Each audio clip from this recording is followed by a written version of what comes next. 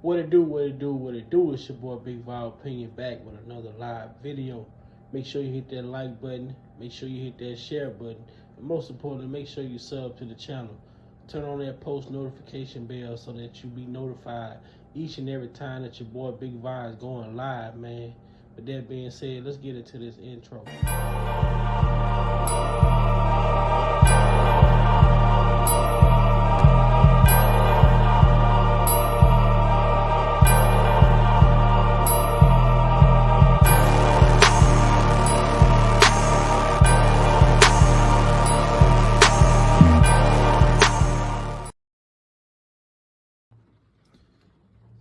Welcome to Big Val Opinion. Moderators, with my permission, any negativity in the chat should be hidden from this channel. This channel is a negativity-free channel, drama-free channel, and we are here to push the message out. We will not be distracted. So with my permission, any negativity in the chat should be hidden from this channel. Welcome to Big Val Opinion Platform. And I just really want people to know, I appreciate anybody that's helping me. I appreciate anybody that's helping me. A lot of people have been there for me. I just don't want people going back and forth, being mad at each other because one person did this for me and another person did that for me. That's what the devil wants. He wants to cause confusion. That's what these people want. They want to cause confusion. And confusion ain't going to do nothing but keep me in here. But the real thing here, lifetime, as far as quick on lifetime, as far as lifetime is concerned, there are real people, real women out here really being abused, really missing. They're really missing. They're really chained up in basements. I've been in here 4 years. I haven't seen one person that was ever chained up in a basement come forward for anything. But I tell you one thing, before Lifetime came out, I was minding my business. I was in the studio. I was working with celebrities. I had tours. But when Lifetime came out, all of that went away. Meaning, before Lifetime came out, I had no charges pending against me. Nobody had went to a radio station or had went to, a police station. It took a year to put together Lifetime. If all of the things they said I did on Lifetime were true, it only take a minute to go to a police station. But when there's a crime committed, you don't go make a movie on it. You go to the police station. Nobody had done that. While one of the government witnesses was sitting there with Tasha K on the internet, there's a picture of it. It's a go figure that my information was being shared with, witnesses. And it was being shared by the Tasha K. So a DOP officer, disciplinary hearing officer, which is a judge in the Bureau of Prisons, how do you even know a YouTube blogger? These questions you have to ask yourself. These questions people have to ask themselves. And I'm not going to lie. I don't have anything bad against the DOP.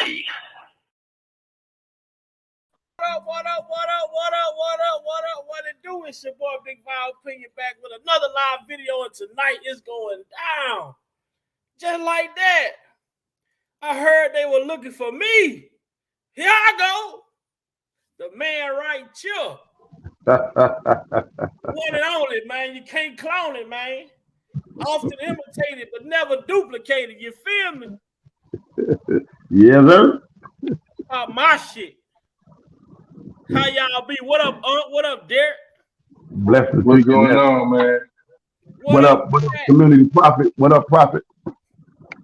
Hey, what's going on, man? Hey, check it out. I'm trying out some new headsets, man. Y'all hear me pretty good? Yes, sir. Oh, loud and clear. Okay, that's what's up. Shit, I got me some wireless Bluetooth and shit that I just copped, and I'm like, they better for the price per point. I think they need to be right. So Yes, That's sir. what's up. I'm working on me some other Yeah, man. stuff. Oh yeah. You know what, man? It's a lot to unpack, man. I promise you, man. Me and my man Big Val was chopping it up a little bit earlier, and it's a lot to unpack here, man. You got you got the whole prison system literally neglecting one person damn near on purpose, bro, and trying to take him out the game. Yeah, yeah, Shit's serious, man. But the thing about it is, man, when I think about it, man, when you locked up and when you in that box, man, you you're not gonna get that treatment, man, that you would get, man. They'll play around with you and cut on you and don't know what the hell they doing. for And yeah, and they'll do their most practice on you in there, man. So I'm just saying for all those, you look at what happened with COVID, man. They put them people in that box, man, and just had them in there, and with guards bringing in a sickness and all type yeah, of craziness, man. So I mean, and still not treating them properly. Just giving them masks, cooping them up in rooms, and hey, you got COVID, go in the room with the other six people with COVID type shit. right. So we at this point kind of got to get to a point where we speaking about the right things now. Because this is getting ridiculous. It's running into cruel and unusual. Yeah, It's been past that, man. yeah, yeah, It's been past that. You already hit somebody with a 30 ball and ain't nobody dead, nobody bleeding, nobody left leaking, nobody missing any appendages. Somebody got a 30 piece. Hmm.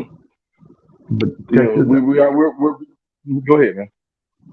Provoke, check this out. Based on what you're saying, building on what you're saying, um, that's why they took um, days, months, and years to change the narrative from that first trial. They strategically met, sat down, and went over every last detail. It didn't matter if they had to twist the law, reinvent the law, come up with another. It didn't matter. That's how much sickness and demonic spirit that was in these people's heart of hatred and jealousy for this black man. You know what I mean? So, Absolutely. so what presented it when they presented it, how they presented it, with the weight and the money, the power, and all the individuals behind it. Once they presented it, unfortunately, here's the tragedy and sad part that plagued our community. We will not research for our own sake and challenge that which we are given and heard. We won't fact check it to confirm whether or not, you know what I mean? Because doing so, okay, causes us to step out of comfort zone. But look what it also does. It causes the other that's trying to infiltrate and hoodwink us to parry back and say, oh, that ain't gonna work. You know what I mean? And so that Right. was the manipulation that was used. And it's so sad. And it's also, and I yield back on this point, it's almost an insult to the intelligence of our community. Because look at Well, those around us and what happened to them after they have set a precedent and using these individuals. I yield back. let's just talk about the blindness in which black people in general, not all, just some. So nobody take offense that some of us live our lives. Think about those devout, religious, church-going people that will listen to pastor say this, pastor say that. But when have you opened up the Bible to do your research and find out whether the pastor is just saying or is this what's actually in the Bible? Right, We got to get past the point of right, having our information given to us easy. That's pretty much how. we need to be given the information. Like, and look at this. You know, I mean, now the only reason why there is not national outrage about what happened to R. Kelly is because it's not in the news. That's the only reason. If they put it in the news, there would be national outrage. If they put in the news that that woman's mother was texting this man and pretending that her daughter was grown when she wasn't, that would be outrage. Also, and after that, knowing that this man has been in here treated like some type of, you know, no, just some type of animal, basically. Here's my thing though, with that, with all of that you said, and I agree 1,000%. But here's the thing that was done, that they implemented, that they used, and this is not with him and brother Cosby and a couple of a few others. They did just to set up real precedent to move forward to annihilate a whole community. That's what's not clear. That's what we're missing. And what I'm saying is, if I tell you what I want to tell you in the television, television programming, which we control the narrative, y'all not gonna pick up no book, not gonna read nothing. So whatever we put out, you're gonna believe it. So we painted a Absolutely. narrative to tell you that this man is worth death and execution. So whatever we did that you might find out, you have those who said it, and I have heard it on my job. I've heard it in my community. I've heard everywhere I move. They don't fact check and research nothing. So they're going on with the narrative that everything that is being said is the gospel and is true. That's the sad tragedy about that. So anything that's done, oh well, if that's what they had to do to get them, that's what came out of individuals' mouth. And Absolutely. then you had Absolutely. who said, I was on that side, but wait a minute, some started to not add up. So they went and started to dive into this and say, wait a minute, that's not what y'all said. But only a small percentage is doing that. But that's all you need to get the momentum and keep pressing and keep putting it out there. You know what I mean? And so when people come and say whatever, Right. they say, if you're not trying to research, if you haven't studied no transcript, I just have people, I sit back in the cut and watch people just say all kinds of stuff, and they be saying some horrible, deplorable stuff. They think children's Right. involved. They really believe it. They actually think it's small children. They really believe this. So they saying he Oh deserves. yeah. That's the tragedy. So that's what they did. If we keep this out of the media, if we keep this, if we don't televise the, you know what I mean, the trial. No, people don't, like he said, I hear back, use your common sense. Just think for a moment. You, Just you, stop you, and think. right. I mean, because the thing about it is, you got to think about what they were saying. They didn't say teenage girls in Surviving R. Kelly. They said Right, right. little girls. They played on the words. Okay. You know, they didn't say teenage girls. There's a stark difference between a teenage girl and a little girl. Mm-hmm. A little girl wears pigtails and barrettes and shit. Mm-hmm. A teenage girl is trying to look grown. Right, right, right. You I still think they got might even use, help me out teenage. there. I think they might have used the Teenage word is kill, still the word kid.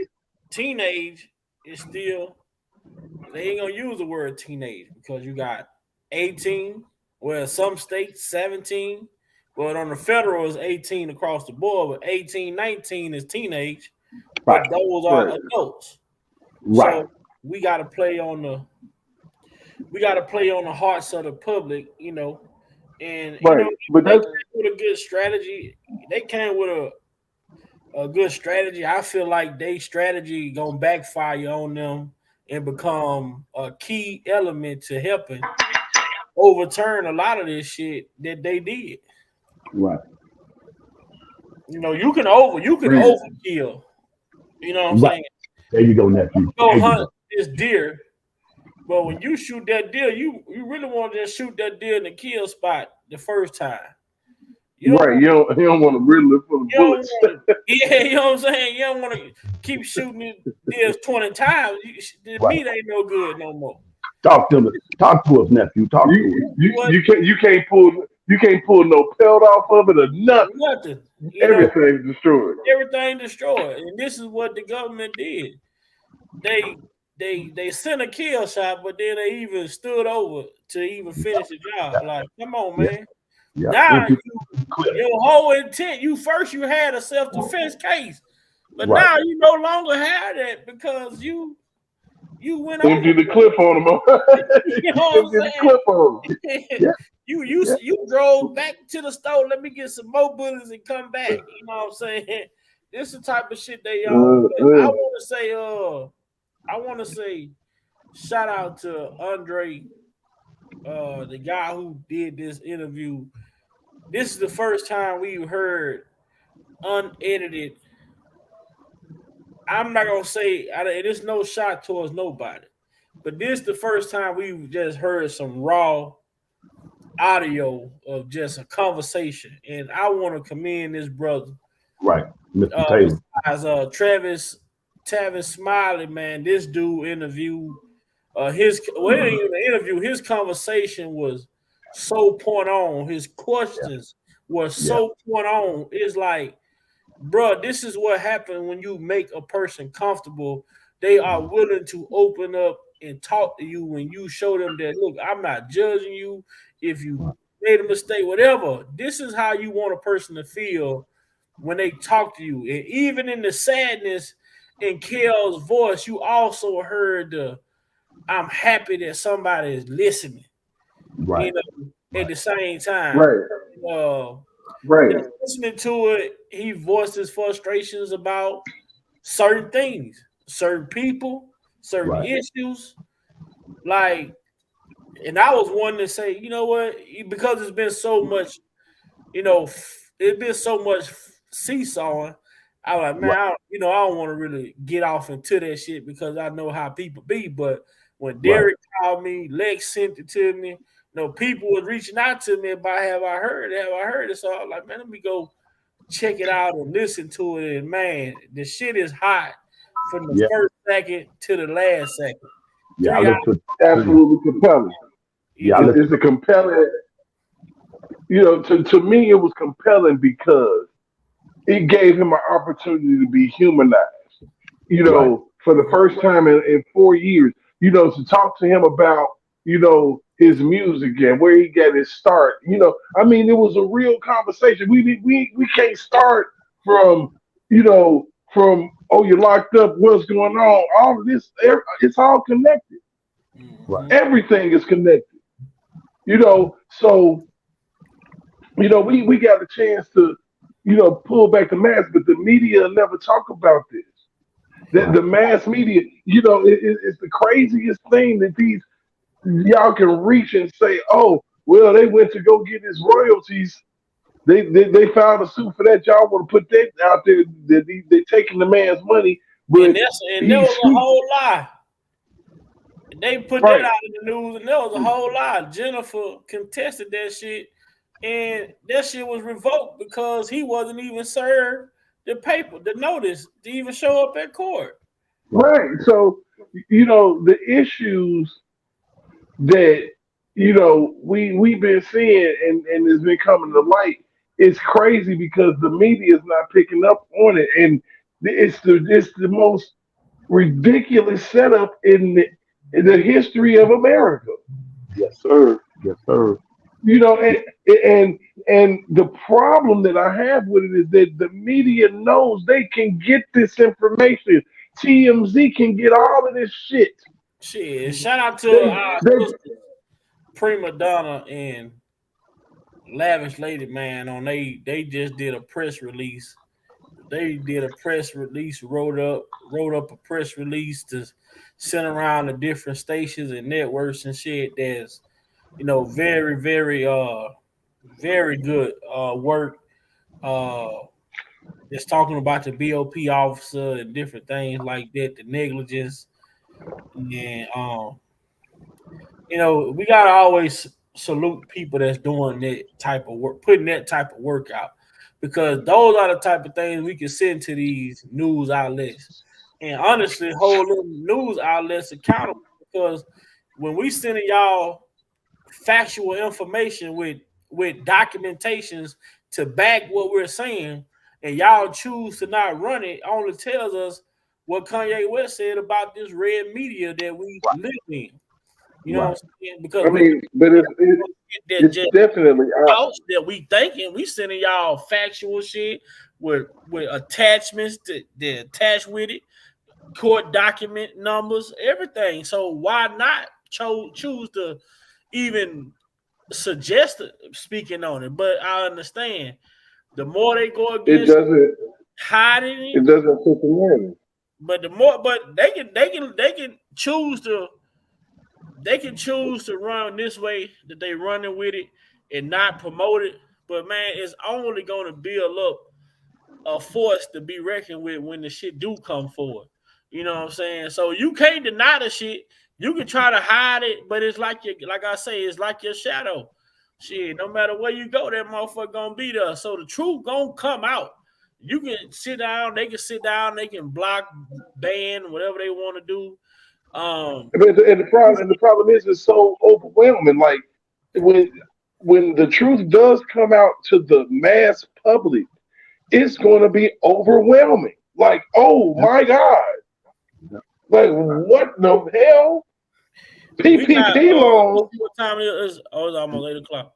So I don't mean to cut you out, Derek, but we gonna do like we gonna try to do like an hour and a half. Was it live is their Dre thing is like 3 hours or something.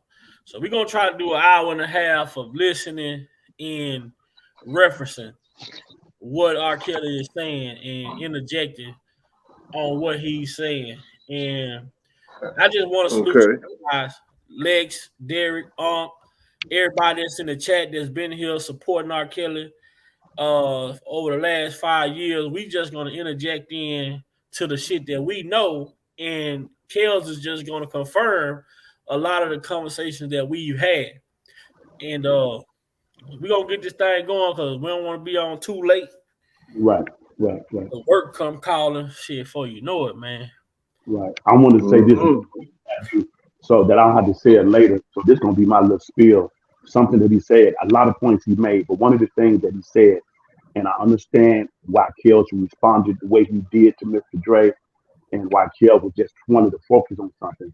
But what because Kel was wrapped up and tied up in what was he feeling, his medical condition, and it's totally respectful and I understand. But Drake kept on pressing upon him to utilize his voice. And what he was trying to tell him is the same interview that he had with Tevin Smiley. Kel said out of his own mouth. And I said, man, hope it clicked, Kel, hope it clicked. That he looks at his music like he looks like a soldier looks at his sword. Never mind. So when I listened to it, that's what came to my mind.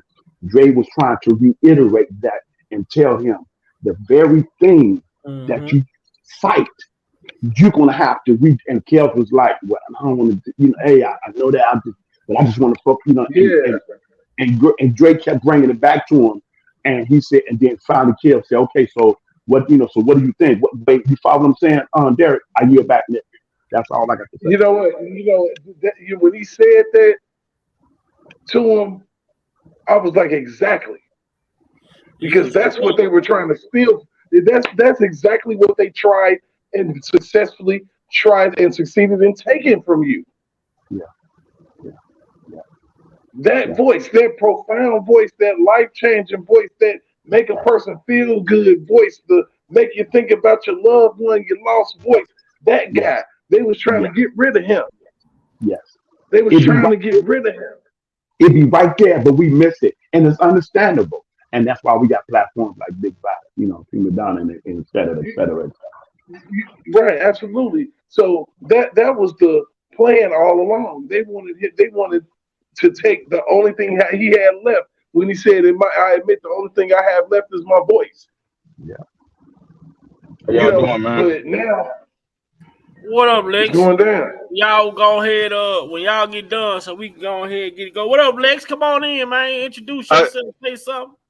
how y'all doing? I just want to leave a comment, man. I know y'all getting ready to jump off the video. It's real lengthy, so let me go ahead and say what I want to say real quick, and then we can go ahead and get it kicked off. First of all, how y'all doing, chat? How y'all doing, panel? Blessing, brother Lex. What Blessing up? to What All you. up? right. Listen, To you bless. some Yeah, more. I just want to piggyback on what y'all was saying earlier, with pretty much what Derek and Muse and everybody else was saying. That my thing is, even with all the stuff that's out, people they're not gonna believe it until the white media says, okay, Mhm. well, that they made a mistake. But even after everything we've put out, you still got people still running with that. Now I went on what's his name, Professor Griff, his channel, just to see what he was saying a year ago. He's still running with the narrative. He needs to Yeah, be locked up. yeah, Somebody send me some cash app so we can go see him. So stuff like that makes me upset. But as soon as the white media say it's okay, yeah, we made a mistake or whatever the case may be, then everybody they'll jump on the bandwagon. But until then, they want to keep yeah, on riding with the same old mess. But yeah, I'm yeah, done, man. I'm gonna go and fall back, and y'all go ahead and run the clip. All right, yeah. all right, all right. Let's get this Sure. thing on. See, let's roll that bean footage. Let's get into it. You may begin speaking now. Kel, What's up, bro? What's up, man? what's happening? Huh? How you doing? What's going on? Cool. I was just calling to check in, man, to see if you had questions and stuff like that. If not, I could call you tomorrow and get them. We can move forward as long as you ain't got nothing else to say and nothing else on your mind. That's priority to me. That's priority. Yeah, well, yeah, that's the only thing on my mind, so I think I've said enough about what has happened, and, So I remember I asked you last time, and you said you didn't know you guys were getting the information about when you think your appeal should be coming forward. yeah, they've accepted the appeal. It's been put in and everything, so we're just waiting on that. Oh, good. That has been done. As a matter of fact, she sent me, her lawyer sent me the appeal that, so far it's pretty good. It's 120 some pages. Wow, good. So, which is good. It is good, yeah. So that's wrong and everything because she's addressing the RICO thing, Yeah. or us being a one-man RICO and all of this. Right. So, but that's what she's going after attacking. But as far as the BOP situation, that's a whole other thing. Uh-huh. We found a tort. I know what it is. Yeah, so we found that, and this is actually the month they're supposed to be answering it. And then, that doesn't happen, then she can file. She says she can file it Publicly. Yeah, so this is the month that's supposed to happen. So I'm gonna keep you updated on that. And this month is almost over. So. Right. So they got to respond before this month is over. Oh, well, that's good news. That's good. Yeah. That's good. So we're waiting on that too. So those are the two things we're waiting on. Yeah, well, those are big things. Those are big things, though. Yeah. Federal prosecutors, y'all got 7 days. So let me just say, man, let me ask you a question, man. I mean, just in behalf of, people who know you through your music, but don't really know you. What is it that you think that they should know personally about you? Because everybody have these ideas about who they think you are, or all the things that have happened, and but you've never had an opportunity really to really speak that. So here is R.Kelly telling people his story, not through no one else, from his mouth, straight from the horse's mouth. Yes, sir. About time. Straight from the horse's mouth. So everything we've heard people say, people suggest, not taking nothing away from them, but this is from the GOAT himself. This Yes, is sir. Robert Sylvester Kelly. And we're going to take what Robert Sylvester Kelly say, and that's going to be word That's it. Nothing else after that. Yeah. You build from there. Yeah. And him going through that stuff is not a laughing matter to the people who've been laughing. And that pisses me off. I don't like that. Yeah. Let's get it. Right. About what you So think they should know about you. This is going to sound crazy, man, but I really think that I'm a nobody that just happen to have a talent. That just happen to have a talent. This is how I was earlier today, y'all. When I heard this, the man say, I just feel like I'm a nobody. It goes back to what me and Unc and everybody say. This brother never embraced this music shit was his safe haven. So he never looked at it as a career. Right. He never looked at this shit like you see a lot of these other artists look at this shit. This music was his piece of mind. This music was his get away from reality. The man say, I looked at myself like a nobody, bro. This is R.Kelly, man. Right. Everybody want to say arrogant, all this. Come on, bro. What arrogant person look at themselves like a nobody? Come on, bro. Yeah. These are true sentiments of how this man feels. There's a humility in basically what he's saying. You know what I mean? Because when you're arrogant and you prideful and you lift it up in that, God will bring you down. You know what I mean? Tear you all the way down to the ground. Yeah. If you recognize the gifting comes from God Almighty above, and how it's a privilege and an honor and a blessing to have such a gift, then you always remember to stay within humility, because then you can see the difference in the reason why he's able to sustain his career and have the impact that he's had, and people that's been in that arena, and we'll just let that breathe right there. It's because of the mindset, you know what I mean, and the humility and this genuine and sincere, you know what I mean, and it's the same humility that Michael Jackson had. Yeah. Period. Yeah. The same humble nature. I'm just happy to be here. Yeah. I'm happy that I can do this, and I love this, and or been able to have a heck of a run. Some people's career don't last past their first album, their first single. Yeah. He made 30 years, bro. Yeah. 30 years. Man, let's get it. Wait, let's get it, man. We y'all want to play it for but we said an hour and a half, so we're going to play. It's on you. Whatever your thoughts. Stop it. Move high. Hey, look, I got some time on my hands, man, so we can ride out. Let's go then. We're gonna get through it, and we're gonna interject when he make his points. When he make his points, we just gonna stop it. Just fuck it, man. Fuck it. If I even had to call in and work tomorrow, fuck it. Because this shit touched me today. It touched me today, bro, in a different way. You know, the simple fact that I really wanted to stay away from it. But then after everybody say, man, you should go listen to it. I'm like, well, man, come on, man. Because I really don't like listening to a certain shit because how people play so many games. But that's why Andre, I mean, the dude made me feel like I was being talked to. You know what I'm saying? The way he was talking to me, it was like, and you can hear him, you can hear that he genuinely gave a fuck about what R.Kelly was going through. Right. You know, it was what was so amazing, and like I had told back because I think I called you day before yesterday, and I'm like, bye, you gotta listen to this shit. It's serious, like for real, like it's gut wrenching. Like you gonna really feel where this man is coming from, what happened. You're gonna get a fair understanding of how things happen, why they happen in the order that they happen, and everything. That's a fact, man. Everything.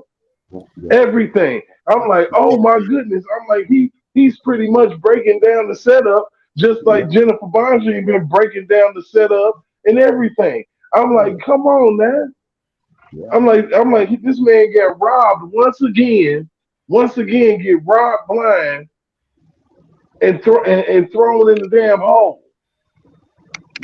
Yeah. I literally He went through it, man. yeah. But he went through it recently, man. You know what I'm saying? I mean, it's crazy because he's still humble. He's still mentioning God. Yeah. Mhm. Yeah. Yeah. I literally was in tears, Derek. I literally was in tears, man. My heart was aching and hurting for this brother, man. You know Yeah, what I'm I was sitting up there, I'm sitting up cleaning my kitchen and I got a TV in my kitchen and I got it going on the TV. And I'm like, damn, saying? Yeah. Yeah. for real, bro? I'm like, oh my goodness. Like, Yeah. and knowing some of the things that happened, it's just basically he confirming Right. everything that we heard. Yeah. Yeah. Right, man. Well, let's he And was on yeah, go ahead, right go ahead. now. Kels is finna tell y'all about how he got into the music. This shit right here was so relevant to me when him talking about the music industry, his beginnings and shit. But I named it live R.kelly plea to bring attention to his medical misconduct and negligence because this was one of the most important things in this whole recording that I felt there was the way that this man was treated, was crazy to me. But we gonna get to that point. Yeah. Yeah. Draws a lot of attention. And a lot of that is because of a nobody. I stay private because even as a kid coming up, I never wanted nobody to know that I couldn't read or spell. I didn't want nobody to know that about me. So, so that took me dead into me being private and shut down all the time. Wearing sunglasses a lot. I want people to see my eyes. I used to feel like as a shorty growing up that if they see my eyes, they'll find out I can't read for some reason or can't spell. All of that stuff was haunting me, saying that not to mention you got your brother and sisters, coming up as kids talking about you, how you gonna ever be a writer when you can't even spell. But people don't know. Every song I've ever written came off the top of my head. I never wrote nothing down in the studio because I couldn't spell it.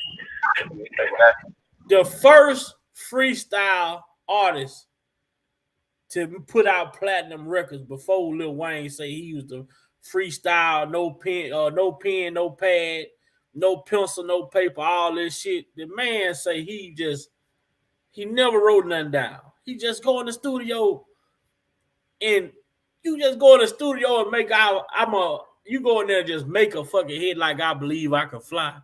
Or any of this, man, this shit is crazy. Man, it was crazy to me. I was like, man, this dude talent is, it's gifted, man. God's gift for real.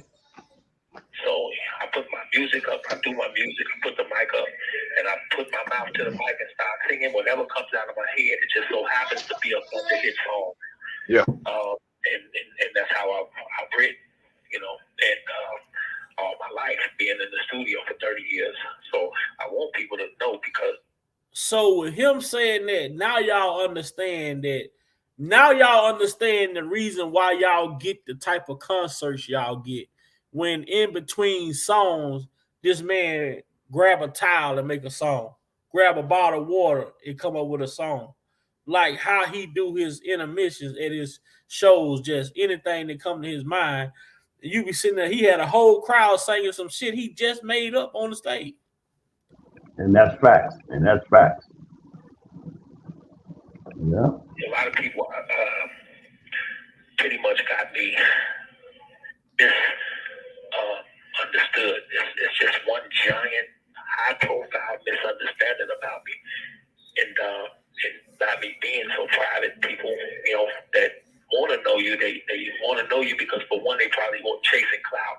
They feel good when they can tell somebody, "Oh, I know him. This is how he is. This is who he is. This is what he do." This, but they really don't know me. Kels addressed the cloud chasers that go around acting, pretending. You know who you are. Yes, sir. Yes, sir. Let's start the party. Oh my God. I was supposed to get a bunch of more Grammys, but I didn't get a lot of Grammys because of the fact that show you how misunderstood I am. Back then, I didn't want people to know I couldn't read, write, or spell. So when they came to me to do announcements and bring up other artists on stage, I declined to do it because I couldn't read the teleprompter. But I didn't tell them that.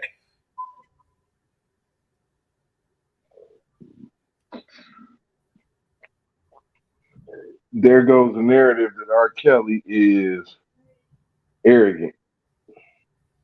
Yes, But then sir. they take it as he being arrogant, but he's really hiding the deficiency that he have. Right. Correct, nephew. Yeah, there goes the narrative that he's arrogant and But I kind sat of here and difficult to work with. watch Yeah, motherfucking Kevin Garnett can't read a teleprompter. I seen some of the best of them that couldn't do it.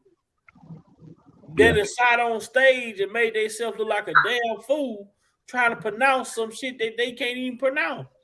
Right. So I was like, right, yeah, I'm gonna save face before I let the world embarrass myself in front of the world. Right. right. So Hmm.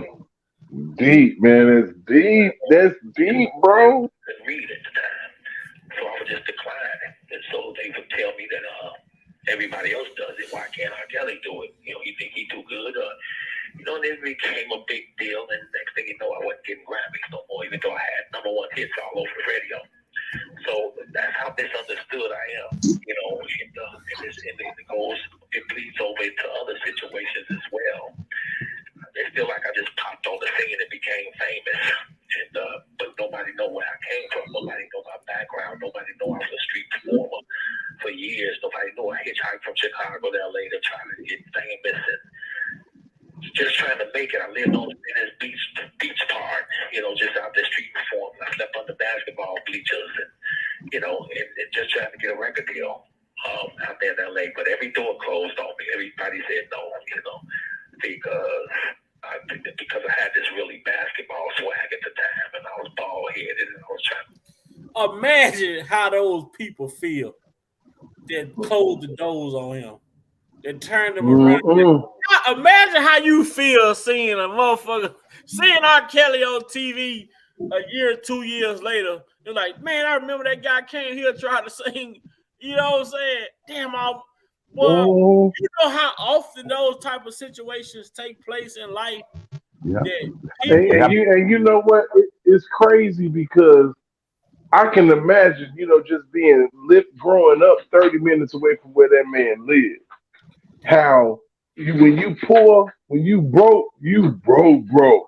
You know what I'm saying? You out here wearing pro wings shit, on your probably, feet. man, you eating surf sandwiches, mayonnaise sandwiches, and shit. That's what you Man, real talk. So shit. he couldn't even change his swag if he wanted to.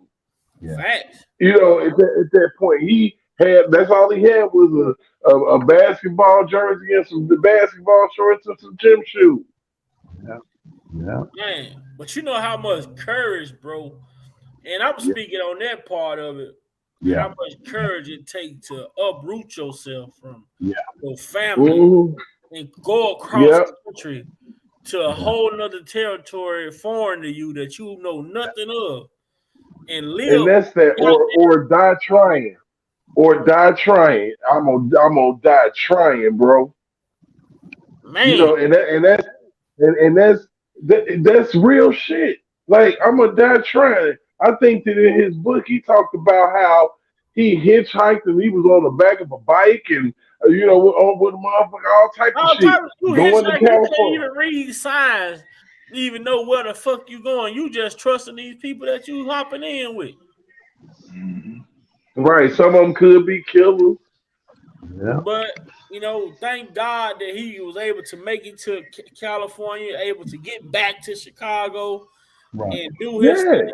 And is I can only imagine how that feel. Like I always talk about myself. Like I left the And, country, but we got dirt roads. Goddamn me, we got dirt roads, rock roads, not no pavement. When I left and went to the right. city, way up in Minnesota, I'm like, what the fuck? Why? Hold on. All this snow, Like y'all. man. And the crazy thing, yeah, the It crazy was thing crazy. about It it was like is, a whole man. I'm telling you, bro, even in my experience of just uprooting and leaving your family, going to across country, bro. I had never seen a Somalian in my life. So wow. what the hell is that? Like, what is that smell? You know what I'm saying? So I had to get it was Boy. so different for me when so for this guy to move with nothing, I uprooted and moved with my father. But to you to leave Chicago was home to go all the way, goddamn me, 2,000 miles down there across country, to a place where you don't even know nobody, you don't know if you're gonna make it. But it's so crazy though to just speak to that Venice Beach aspect. When you listen to people like Eddie Griffin and different people, so many people went to Venice Beach. Like to make I gotta understand. I gotta go back and do some research and see what was so important about Venice Beach during that time period, because everybody was going to California to Venice Beach. Mm-hmm. It's, You know what? That's where I think that might be a hub where all those industries kind of like link up, like the movie industry and the music industry, the mhm. motherfucking porn industry. All of that stuff out there. Everything, Probably, like the root of it. so because you got to have a hub. Where all that stuff kind of intertwined. Mhm. And Hollywood is one of the places as well. Right. So, I now the heard thing about it, Bone Thugs. They hitchhiked they got out to California. Like everybody was going right? out that way to get I mean, on. because that's where all the record companies is. Everybody know it. Now, and the opportunity. What I'm saying, you got sets. Right, You can be an extra and get discovered on a set, bro. right. It's serious like that. So when it come down to stuff like that, I can understand why he made the moves that he made and tried to, because it's that basically he listened to God's voice and trusted God and went all the way to California not knowing nothing. It didn't Right. pan out, but it did give him that experience, so that when he came back, he ended up doing the big break, and winning 100K and old doggone what's his name stole the bread. Johnny boy. Uh-huh. Yeah. So stole his paper. And we what I'm saying, it's just the man do have a story to tell, and they really want to kill his voice because they don't want the truth to come out. But at this point, he said he don't care no more. So for those who say Get it. he shouldn't be talking, if the lawyer didn't think he could be talking, he would not be talking. Well, he said the lawyer gave him right away, so shit, let's finish listen to what he Yeah. got to say. Yep. Right. Music, but back then you had the obvious shoes, the pretty light skinned boys with the curly hair, all these images, that they portrayed, and and those are the guys that made it. But I came back I'll to be Chicago and sure. ended up getting a record deal at a backyard barbecue. So, What do you mean a backyard barbecue? well, my ex manager, This call is from a federal prison. mother's house, they was barbecuing on 79th and Yates, and I went to a party and he asked me to sing for Wayne Williams. That was who was A&R for John Records at the time. I didn't even know who he was, but I sang, and before you know it, I ended up, getting a record deal, and but I went through a lot of stuff because I was actually signed to some people that I didn't want to be signed to. It was a bunch of street people, Mm-hmm. and had me under a contract, but John Records bought me from them for millions. Imagine who them street people was. Mm. Signed me, and Good. first album was born into the 90s, and the next thing you know, everything changed. In a day, I was a star. It felt like within a day, when Honey Love came out, my second single, I blew up and started getting chased out of malls, chased everywhere I would go. So, and from there, it was on. In your music, I'm Ju. I'm the co-founder.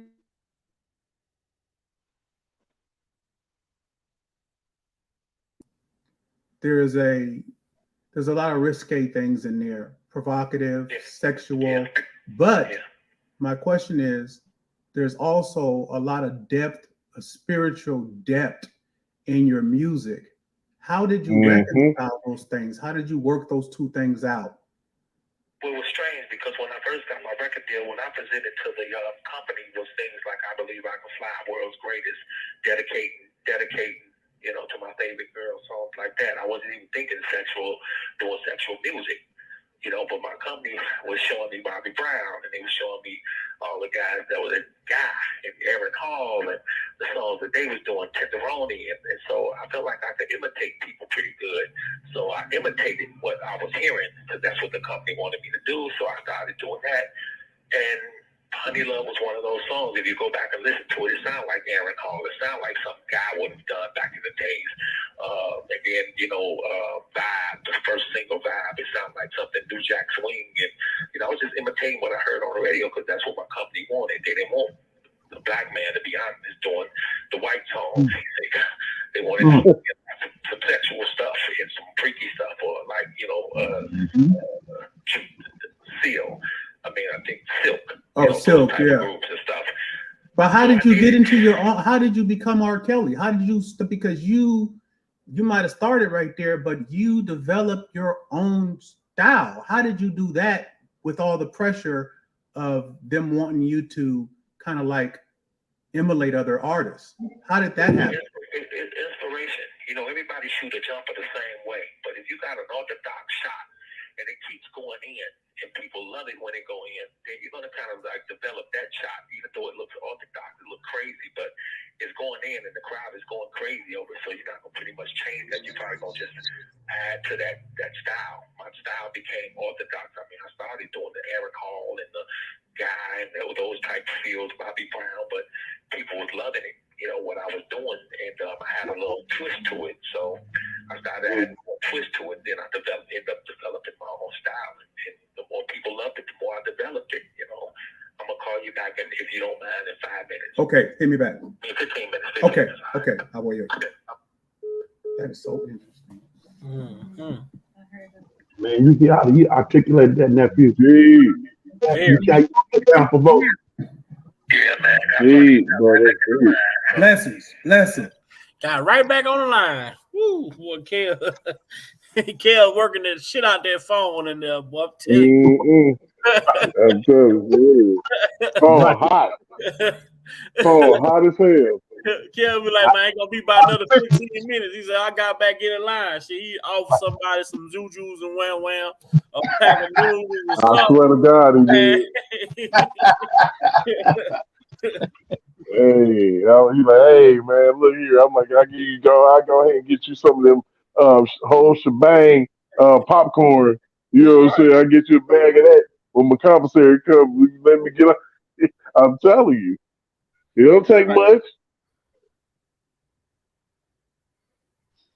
He probably in there living like a king, man. Yep, low key. Right. All right, let's go, man. Let's get it.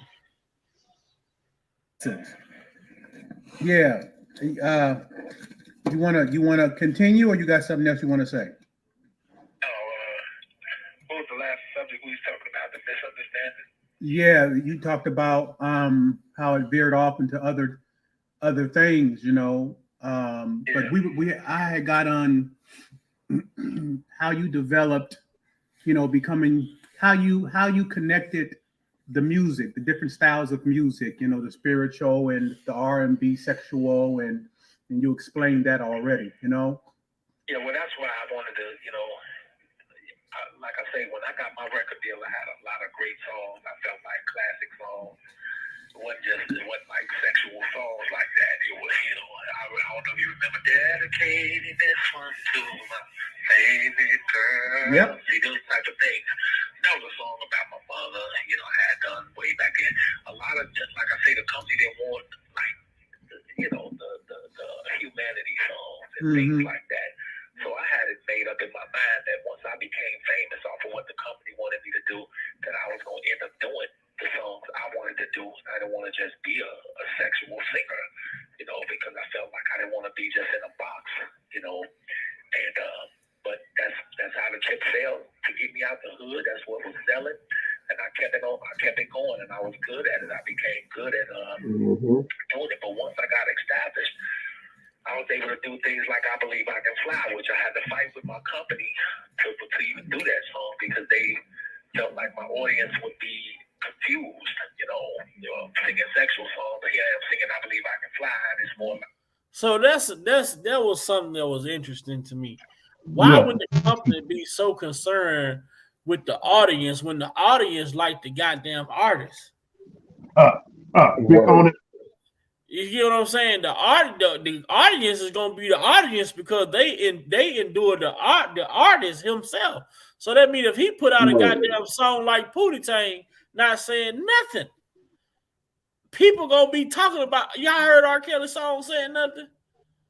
Yeah, man, it's hard, man. I like that shit. You know what I'm saying? It's just they like R. Kelly, but the company was so dead set on him making sexual music.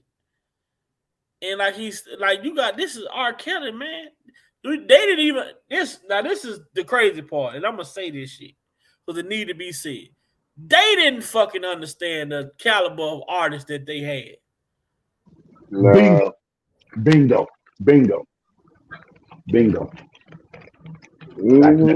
Back to that Kevin Smiley doggone interview again. You know what I'm saying? You got R. Kelly at your disposal. Man, you can touch fucking at least 3-4 different genres. And y'all want to stick to sexual? You gotta be motherfucking crazy, man. We gonna be Walmart, Sam's Club, Costco. You literally got. Let's just keep it real. You literally got the next Quincy Jones in your face. You know what I'm saying? You got Marvin Gaye, you got Sam Cooke, you got James Brown, Michael Jackson, all in one artist. Donny Hathaway. That was Stevie Wonder. You got all these artists in one person. You got a in your face, bro. Concert at the price of one. Basically, he was sitting up in the 70s listening to all these albums, becoming a human sponge on how to create beautiful R&B music. Fact. Right. Perfect R&B music.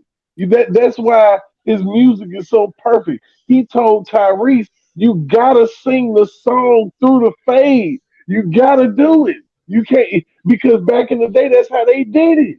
You be listening to the oohs and ahs and the shit when the song going away, like what they say at the end. You better say that, Derek. You better say that, bro. I'm telling you. And that comes from the old way of singing. He knew that shit had your ear all on the speaker. Like what they your ass waiting on the next track to come. What's next? You know what I'm saying? I swear, man. You lead into the next song.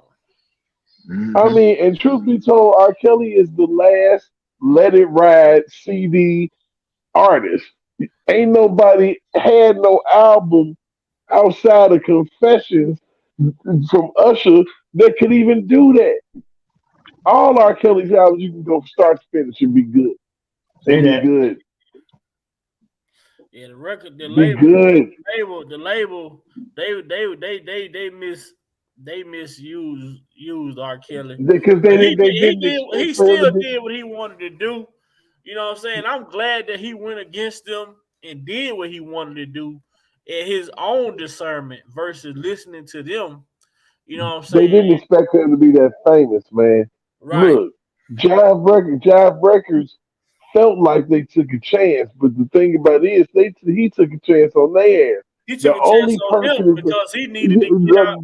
He couldn't do like Gotti's and other people. He couldn't buy himself out of his contract with them first street brothers he was talking about. So he needed with some real money to come buy him out of them first contracts. So he went with his move.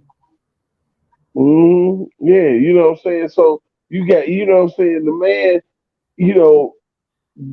saw more money in his face than he ever saw in his life. He signed a bullshit contract with Jive Records, and that's where it all started. And that's why we're here today. You hear him say he signed with them But through all this phase, he had yet to address the main issue that he was having, and that was his way of understanding when it comes to the contract side. It's not nothing against him, but that's just how bad he wanted to be out of that bullshit with Demetrius and goddamn what's his name? A little uncle Barry Hankinson now. And them the street motherfuckers he talking about. Yeah. And he still had to deal with Barry for 10 years. Funk ass Barry, let's get it, man. Barry, you gonna rock for the shit you did though. You can't play with nobody life like that and think you just gonna live a peaceful life. You fucked over your niece, your aunt, your sister, everybody, man. Your wife, everybody. Or like a spiritual type of inspirational song, you know, but I fought tooth and nail, man, to get that song done. What was their objection? What was their objection? Well, like I say, they felt like it was, you know, some of the company felt like it was too inspirational. It would confuse my audience. Oh yeah. They say Kel say they felt like, so to say the song was too inspirational. This is the games they play. The song, now listen at this shit now. The song is too inspirational, but it will confuse the audience. So this is the same shit that we talk about with Pac right now. The same shit. The songs that Pac made was too inspirational. You're inspiring those people that are out there that looks like you, that I could be more than just a motherfucker who on the streets being a bum. I could be more than just a woman who laying down. I could be more than just a man who giving up. You know, I can really and make it if I try. I can fly. You know what I'm saying? You know what I'm saying? See, this is what this industry, they don't want the world to believe that anything is possible if you put your mind to it. So if they say we don't want to confuse, that's not confusing. That is fucking encouraging. Mm-hmm. But they call it confusion. The manipulation that they play.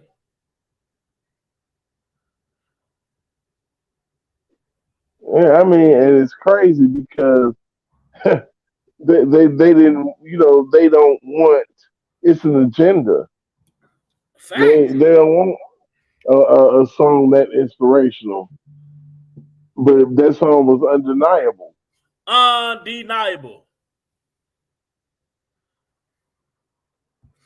Undeniable, man. You can't deny. Yeah, you can't deny that it did lift people up. Man, Play I the believe graduation. Fly is still a fucking anthem to this day. That they said that was gonna confuse the people. But that's the number one song that you hearing at these graduations and different shit like that. Hey, bro, that ain't nothing but the devil saying something like that. Factual. We heard him tell the same shit to Pop. We don't want you talking about we don't want you talking about Brenda got a baby, because guess what? We need Linda to have a baby, and we need Keisha to have a baby. We need, you know what I'm saying? You keep this welfare system going so we can keep the black man out the house. We can't have you out here. We keep can't him in have y'all out jail. here slowing down our money. You know what I'm saying? We need to lock Ray up, Pookie, and Johnny and JoJo, all them. You know what I'm saying? Yeah. We need him to trap out the house, and we need for her to go ahead and snitch on him so we can get him locked up. For real. Believe it. That's what it is. That's what it is, man. Kels is speaking to us directly from the industry to him. What they told him. And one thing we can say with R.kelly was because of his ability, because of his disability that he have, this man hearing is fucking superb. So where you're weak at, where your weakness is, your strength is somewhere else to Yep, counter yep, that. yep. So he may not have been able to read as well, but that motherfucker, he can listen. Goddamn me. He can listen like a goddamn. You Mm-hmm. can tell by his music that the man can listen. All he gotta do is hear it. And he can imitate. Right.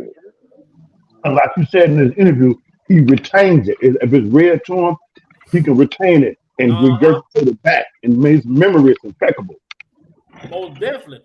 And what he's telling us directly from the industry. This shit is verbatim how they said it to him. Trust me. Let's get it, Kills. Man, keep exposing these motherfuckers, Kills. Oh, that's what they Mm-hmm. do. Oh yeah, once you R&B and you're singing these sexual songs, you got Bump and Grind out there, body calling all sex me and all of this stuff, and then you start doing, I believe, something sweet and soft as I Believe I Can Fly. It's almost like, you know, it felt like it would confuse the audience. What did they say to the success of I Believe I Can Fly? What did they say? How did they? I'm a Pizza Hut bouncer just for Hold you. on, y'all. Just $6.99. Tell them, did you give them the I told you? Andre got some ass in this motherfucker, boy. I'm telling you. He been getting hit. He deserved all the ass he want in this video. God damn, boy. He deserved the ass. This was a good one. No. Well, no, I never did that because I just remain humble and do what I like to do and let the music prove itself. But yeah, I told you so was the elephant in the room. You got to know that. It was definitely the elephant in the room. Saying, you know, with the Grammys spoke for itself. I got 3 Grammys from that song. Right. And I fought for it because it was Michael Jordan asked me to do it. So, you know, I really just, I needed to do a song. And I felt like that was going to be my chance to do something like humanity-wise. And then I ended up getting the world's greatest Ali movie with Will Smith. And I was like, man, this is my chance to show people that I'm not just a sexual singer. Or I can write humanity songs. I can write bigger songs than just feeling on your booty. You know, although those songs made me, but at the same time, I felt like, you know, everybody's going to do what they can do to be successful as far as that's concerned. But then when they really become powerful enough to make their own decisions and tell their company, look, I'm doing this. This is what I want to do. I want to do the world's greatest. I want to do I Believe I Can Fly. I want to do, songs like with Celine Dion. You know, You heard Kel say, when the artists become powerful enough to tell the labels what I'm going to do. I'm going to do what I want to do. I want the people to understand. People probably saying, how is that possible? I'm going to tell y'all how is it possible for an artist to become more powerful than the label. When you overachieve your contract. Mm-hmm. Once you Which I'm certain. exceed your contract, then the label needs you to stay. Right, because you got to think about it. They said for a long time that R. Kelly kept the lights on and jive, bro. Facts. This shit is so crazy. Even, with a lot of people don't understand the Tupac Suge Knight situation. Suge Knight borrowed him. They fronted him some money to help him out. But when Pac got out, the dude had 3 albums ready to go. Mm-hmm. They thought they was going to have him for a long time. The money that they gave him, he generated that money back within the first year of being out of prison. And paid their head back. Now he left Death Row with Death Row owing him. Mm-mm. I'm quite sure it's the same shit with Kel. Man, they probably offered, ain't no telling how many, they probably offered R.kelly crumbs, man. R.kelly exceeded that contract, man. All of a sudden, But the thing about it, man, this man probably has so much money. When he really found out how much money he done generated, when they audit these companies that he's been signed to, man, shit, man, I know for a fact we all been calculating that it's over a billion, a couple billion. Man, this dude done generated some money for companies, not just one.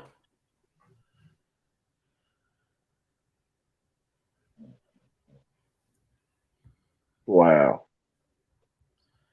Crazy, man. Angel, things like that. And then I ended up doing a gospel song, and they really didn't want that, but we did it. It was a big song. It was a big album. The gospel album called "You Save Me." I know that song. Yeah. Yeah. So people thought I was, some people would think, it's crazy. Even some people in the church thought it was confusing to the fans. It's not really about the fans. Look, you have, in order to get there, you got to start here. But there's an in between here and there. So nobody's born there. They're born here. And so in my change as far as my songs, the sexual songs, I was actually changing, man, growing up. And I felt like I saw the world. I went to Africa. I went to Paris. I went to London. I got to see other people. And I got to see that there was a whole other world out there. And I believe it had a lot to do with me wanting to just, this is a chance to share my music, worldwide, perspective, from the world's perspective, not just Chicago, Earth. And that's because of the level of success that I started enduring. And so I needed to do, those types of songs to show myself, to show the world that, hey, this guy can sing more than just R&B. He can sing big hit pop songs and inspirational songs and everything. The storm is over and all that stuff. This is not a table. This is craftsmanship. And once I proved that, I felt a lot better. I wanted to do those type of songs even more because you grow. Yeah. So people don't, the church one. Some people, even churches, I ain't gonna name no names, but famous people came to me and told me I shouldn't even put out "You Save Me" because it's not R&B, and if you do that, it's gonna confuse the people. I didn't think it was gonna confuse the people, because there, like I said, there's an in between here and there and here, and in order to get there, you gotta start here. So that in between is a struggle, and it's like I'm going from the R&B, and then now I'm starting to do these type of songs. So I'm getting somewhere other than just R&B. It's like when they say God ain't through with me yet. Yeah. God didn't just snap his finger and the earth was here, and then it became there 7 days later. Was there a favorite song of yours? The only reason I asked you that because I could imagine you explaining this to me, the here from there, that maybe from the there was a favorite song, and then the in between, and then the later on. But is there an ultimate favorite song of yours, or in different phases there were favorite songs? In different phases, because like I say, man, when I Believe I Can Fly woke me up out of my sleep, because I knew I had to get something. I wanted something not to match Michael Jordan. This call is from a federal prison. He asked me to write a song for his Space Jam. I knew I wanted to do a song that was big as him. Wow. Or bigger, and I wanted the song to be bigger than him and me put together. And I tripped it, I woke up out of my sleep. It woke me up out of my sleep, and I was like, oh my God, I don't know what this is, but I know it's big. And when I went in the studio and started messing with it, it came out to be I Believe I Can Fly. I knew what I had. I knew what it was, and I knew I had accomplished what I set out to accomplish, something as big as Michael Jordan or bigger, musically, that would match who he is, But let me say this. Let me ask Kels. Look, man, there have to be there is a certain depth in you for you to be able to reach as far down as you do, to be able to bring all that out of you, whether it's a song on sex, whether it's a song on I Believe I Can Fly. There have to be. Where did that come from? Does that come from pain, experiences? It comes from struggle. The depth of your struggle can determine the height of your success. So my depth of struggle. Y'all caught that, right? The depths of your struggle can determine the height of your success.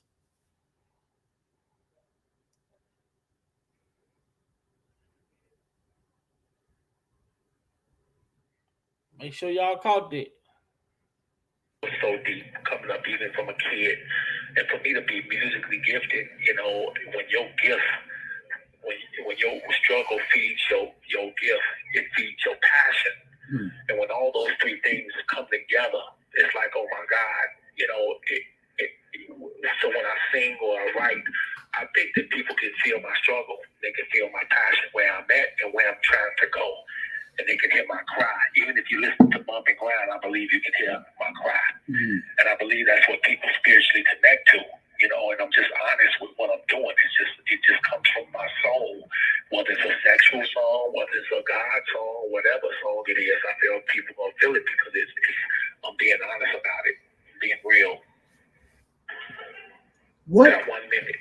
Oh, okay. Well, I can't answer this next one. We'll have to continue. What was it? Because I'm going to call you back. Oh, because I wanted to know about the situation between the two worlds. Because nobody really, there's all kind of stories out there. The best of both worlds. Yeah. Well, there are several worlds there, because there's several songs. It's like a paint. Picasso, whatever a great painter is not going to just paint a picture of a naked lady, although you've seen great pictures of naked ladies. Yeah. Beautiful art. They call it art. Okay. However, there are titties and there are, vaginas and there are booties and all of that showing. Right. But at the end of the day, it's art. It's a work of art, But the next painting he may paint may be a picture of a house. I look at myself as a painter. I paint different types of songs, different types of music. And I look at myself when I'm painting. When I'm doing music, I look at it as paint. I'll call you back. Okay.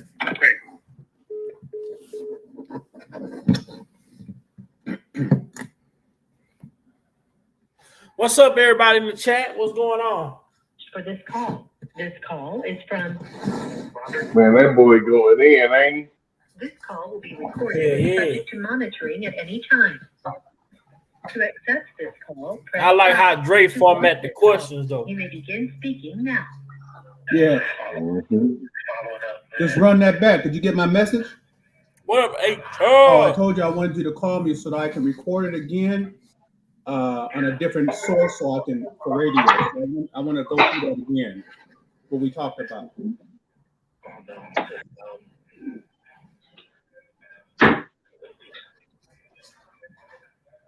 was in the hospital for 6 days, due to blood clots. But here's the thing, Now, here is the important, and here is the reason for the live that we are doing tonight. We've been going over everything we've been going over, but at this point, Kels is about to speak about his medical conditions while in the MCC.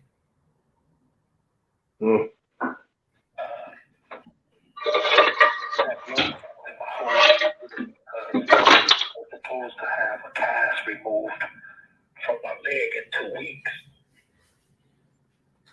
But the cast ended up staying on for 2 months, even though I had been complaining about it here in the MCC because it was itching, it was hurt, it started swelling my leg and everything. So, and my leg was in so much pain that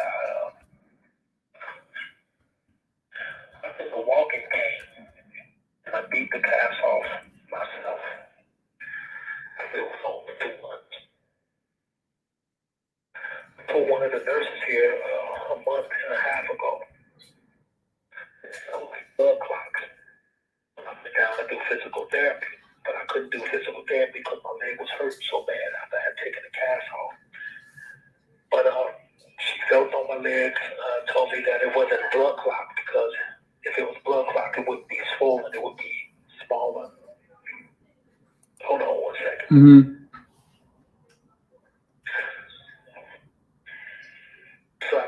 It wasn't blood clot. I went back up to my cell, although I was still in severe pain every single day. Up until I went to the outside hospital about a month later, which was about a month and a half later, which was about last week. I just went for a checkup. And when I saw the doctor, I told the doctor about my pain that I was having up and down my leg, my left leg. They ran a test on my leg. And come to find out, my entire left leg had blood clots from the bottom all the way up to the waist. Didn't you tell me you took that cast off yourself? Yeah, I had to because it was the day before Christmas for one, and and my leg had swollen in the cast, so it was like no room to even put my finger down into it, So I definitely went to. This call is from a federal prison. I definitely wasn't getting ready to get to that itch and rub it or whatever, but it was just so swollen. It was just a lot of pain. So I took the pain that I had, I broke it, and started beating the cast, stabbing it until something, you know how hard a cast is. I mean, until something broke. I just started laying away at it just until it came off, which was the next day, which was Christmas. Expedia members save on travel.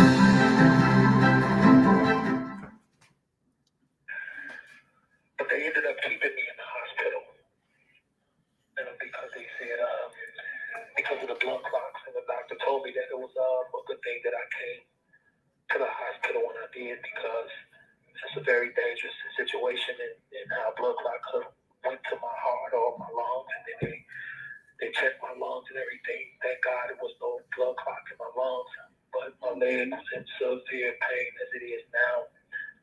But they ended up keeping me in the hospital for 6 days. Now the problem is that it was a miscommunication, and that miscommunication. Now listen at this shit right here, y'all. Like this shit right here is crazy. What the MCC, I don't know who run that facility, bro. That shit need to be shut down, man. When a person like R.kelly, who has a status that he have, can't even acquire the necessary treatment that he needed for a severe situation that he's going through that's life-threatening. Imagine what those people in there that don't have nothing at all going through. Medication could have cost me my life, which is why I really feel like I wish I was in the hospital right now and they had let me go. Because to be told that I don't have blood clot here, and they go to an outside hospital a month and a half later and to be told I do have blood clot. So when he started feeling the discomfort, he told these people like it's possible that he feel like that he got blood clots or something. And for the jailhouse facility, the nurses to tell him that he don't have blood clots, and I'm trying to understand, like, what the fuck is the jailhouse nurse? Where do they get them from? Do they go to a regular school? You gotta go to a different school or something to be a jailhouse nurse? Like, what you gotta have? I don't understand. How did the fact that the jailhouse didn't even send him out for X-rays or MRIs or anything? How could they just rule out that he had nothing going on?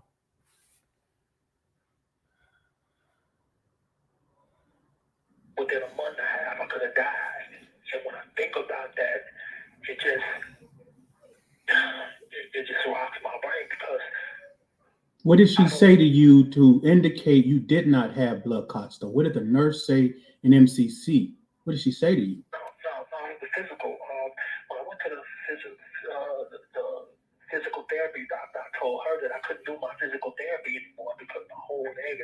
Mm-hmm. So she called in the nurse. And then the nurse looked at my leg. She felt on it up and down. I told her how it was painful, and it was very swollen. She did say it was swollen. And I said, I believe it's blood clot. And she said, no, it's not blood clot because your leg will actually be smaller. Mm. So I don't know, man. I can't argue with these people. I'm not a doctor. I just guessed at it because I remember people in my family sometimes had blood clot. My auntie died from blood clot. When she was eating spaghetti, she just fell over and died. She didn't come to find out blood in the clot broke off and went to her heart. And so now you can understand the trauma that he's reliving when these blood clots is present. He witnessed this. He know the danger. He know the severity of if this blood clot break away and get in my lungs or my heart or whatever. He understand what it could cause.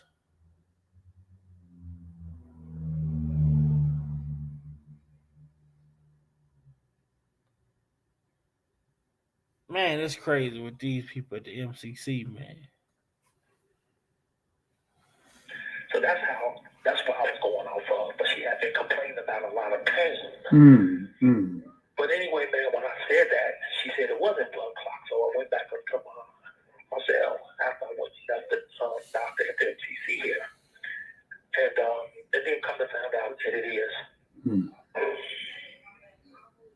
So I told you before that everyone knows how serious blood clots are. I have a personal friend of mine who died 2 months ago, a pulmonary embolism where the blood clot traveled to his lungs and killed him. This is something that's recently happened. You have a family member that has also died. And so I know at this particular time, the seriousness of this situation is, I know you told me you talked to your attorney, and of course they might be putting lawsuits in, but what the lawsuit gonna do if you over there dead? Yeah, I told my attorney that too, but my attorney, she definitely was pissed because for one, when I got to the hospital and I found out they was admitting me, I asked, if I could talk to my attorney so I could at least let her know what was going on because if they're gonna admit me. I want y'all to pay close attention to what he is about to say. Turn your ears on. Turn your ears on. Yep. You better listen. This get real deep right here. Turn your ears on.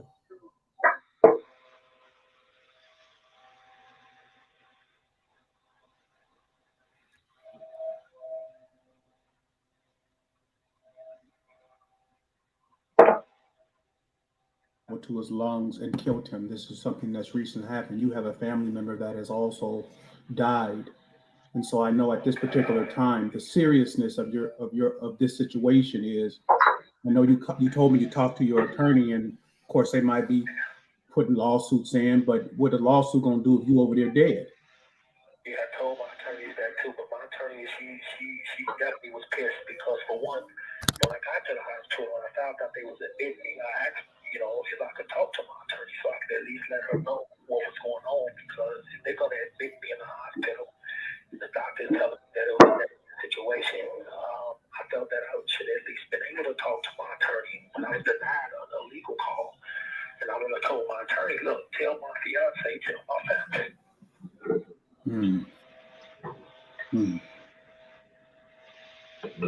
At Olive Garden, the chick.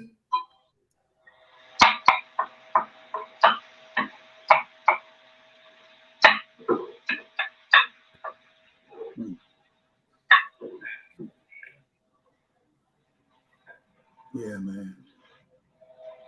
I was told her to tell my fiance what was going on. Yeah. Because if I died, nobody would have known. Because if I died, nobody would have known. Right. Denied him his right to be able to call and notify his lawyer that he was about to be in the hospital. Mm-hmm.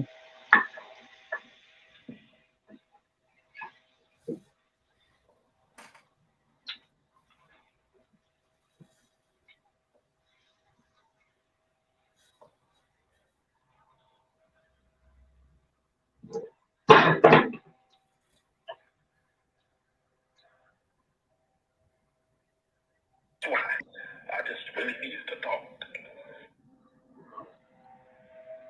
to my attorney.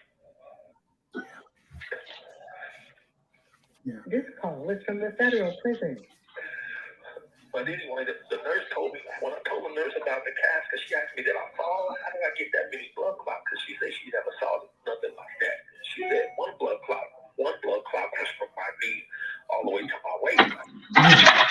And she said, that's a whole blood clot. She said the other blood clot to my ankle. So that scared the hell out of me. I'm not going to lie, because like I say, so I told her I didn't fall or nothing. But when I told her about the cast situation, because after they did my surgery on my Achilles, the doctor, they put a cast on, and the doctor at the outside hospital told me to come back in 2 weeks, and we're going to take the cast off, and then you're going to start physical therapy. I said, okay. So, but they never took me back. And I kept complaining about the itching and the scratching after 2 weeks, and I was told I was supposed to go back, but he never took me back. And I kept on complaining, and that's why I ended up taking it off myself. You know. So when I got to the hospital, I was, being there for 6 days, and like I say, not talking to my attorney.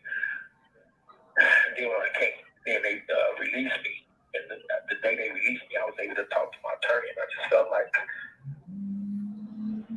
I just didn't understand why I wasn't able to talk to somebody while I was there. However, I'm in pain. They've given me medicine. Now, here's what the medicine they've given me does. It brings the pain down, but it never goes away. Wow. It brings it down. So imagine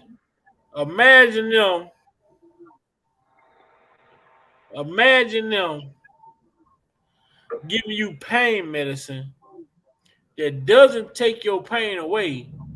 It only brings the pain down, which means that pain gonna more than likely raise your goddamn blood pressure. All type. So the discomfort is unbearable.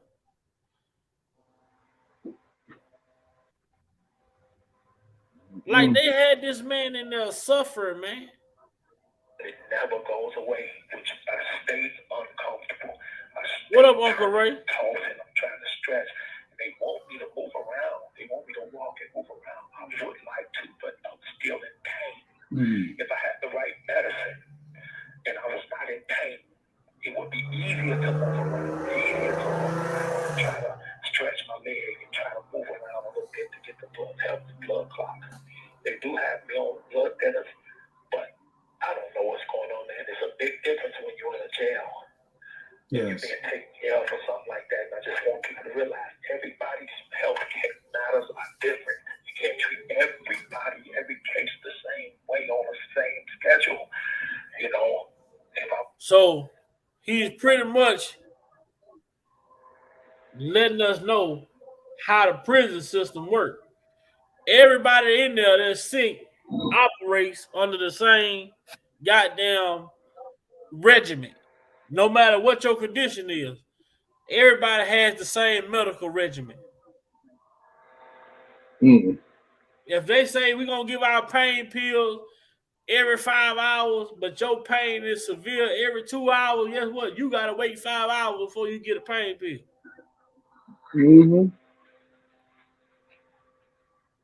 And that shit ain't fair. Yeah. It's not right. It's jail, though. It is jail, and this shit goes on across the country. They say the federal prison is supposed to be so much better. this state. Supposed to be so much more equipped. I guess that must be in different states. I don't know. I yield back. I'm gonna let it ride. Mm-hmm. If I was in a hospital, I could be tended to. You know, everything would be on the schedule. Everything would be going, you know, because you have nurses there. They're going to come every 4 hours, give you your morphine. They're going to come every 3 hours, give you your blood thinners. They're going to come every 2 or 3 hours to move your What up, Uncle Charles? What up, Georgia girl? Back and forth and do the whole thing. That's not the treatment you get when you're in a jail. So can I ask you a question, brother? Are you being that you the nurse who saw you said it was not blood clots, and then when you went to the doctor said to you that it was good that you got in there at the time that you did. Does that make you concerned about your life right now? Does that make you concerned that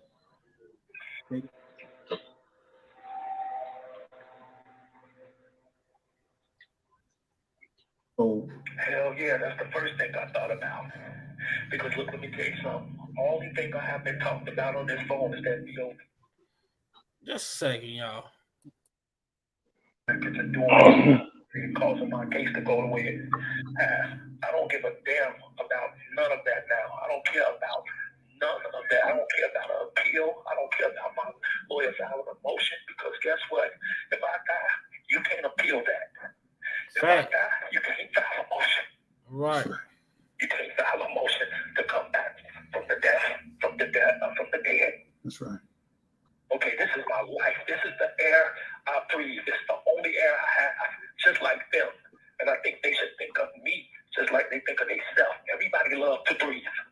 And when you start messing with people breathing, don't nobody care about no R.kelly, no music, no, you know, even if I was to get the rest of my life in prison, I want to die old of natural causes. And I deserve that. Mm-hmm. I don't deserve to die because somebody miscommunicated or somebody took a guess at what's going on with my leg. That's right. I'm not supposed to die that way. Because somebody took a guess. That should be I I understand what he's saying. This shit is too real to be thinking about the legal aspect of it. But for you all to be fucking nurses and doctors inside of a prison to tell someone there's nothing wrong with them, and when a month later they go to an outsourced facility and come to find out they got blood clots taking over their whole fucking leg. Mm-mm. Whoever that person was that told them that should not even be working at that facility no more. You automatically lose your job. That's ridiculous. They'll let her conveniently retire. It's That's what they'll do. I might be supposed to take a chance on that. Because it was your child, if it was your father, if it was your mother, somebody you love, you would have said, go to the doctor. We need to get that checked out. We need to look at that. We need to x-ray that. They didn't even x-ray it. And that's why I'm speaking out on this, because I'm scared for my life in that area. And who wouldn't be? That's right. Who wouldn't be? They treat animals better than that. That's right.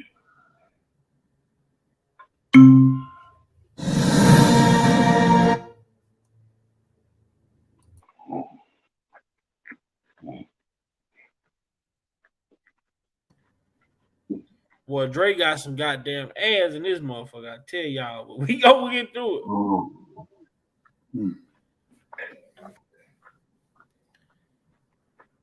That's right. I was in there handcuffed to a bed. My ankle was handcuffed to the bed. And I kind of understood that because, okay, I'm an inmate right now. But after 2 days of being there, they came in and said they had to restrain me more. And I'm like, what do you mean? Why? What the fuck? Mm-hmm. I didn't hear this earlier, man. Mm-hmm. They did that, bro. Somebody who already in here because they can't walk. Y'all done left a fucking cast on the man's leg for 2 months that should have been off in 2 weeks. The man got blood clots from his ankle to his goddamn waistline. And y'all coming there and say y'all gotta restrain him some more. The man ain't attempted to run from you funky bitches since he been incarcerated. Man. Man ain't did shit but with the fucking law enforcement. Mm-hmm. Some fucking bullshit, bro. Treat somebody that Oh, way. yeah, Y'all you mad playing games about the bullshit y'all doing inside of there. Mm-hmm. Imagine how this motherfucking man feel. Fucking innocent. Doing time. Sentenced to 31 years in prison for some shit you ain't do. Imagine how this man feel. When he's sitting here knowing that the fucking government fucking cheated to convict him. Mm-hmm. Man, it's some bullshit, man. We gotta restrain you more, as if the man ain't going through enough pain. That means you gonna have to put you motherfuckers came in there to put handcuffs on a fucking leg that got blood clots in it already. Mm-hmm.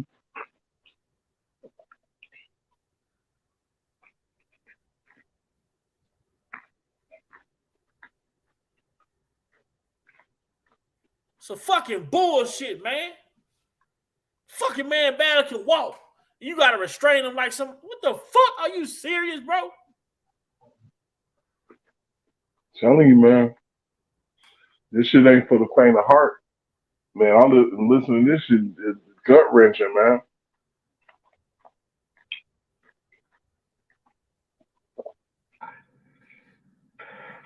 So they end up handcuffing my arm to the bed. Now my arm and my leg is handcuffed to the bed. So now it's and then you're gonna start physical therapy. I said, okay. So, but they never took me back.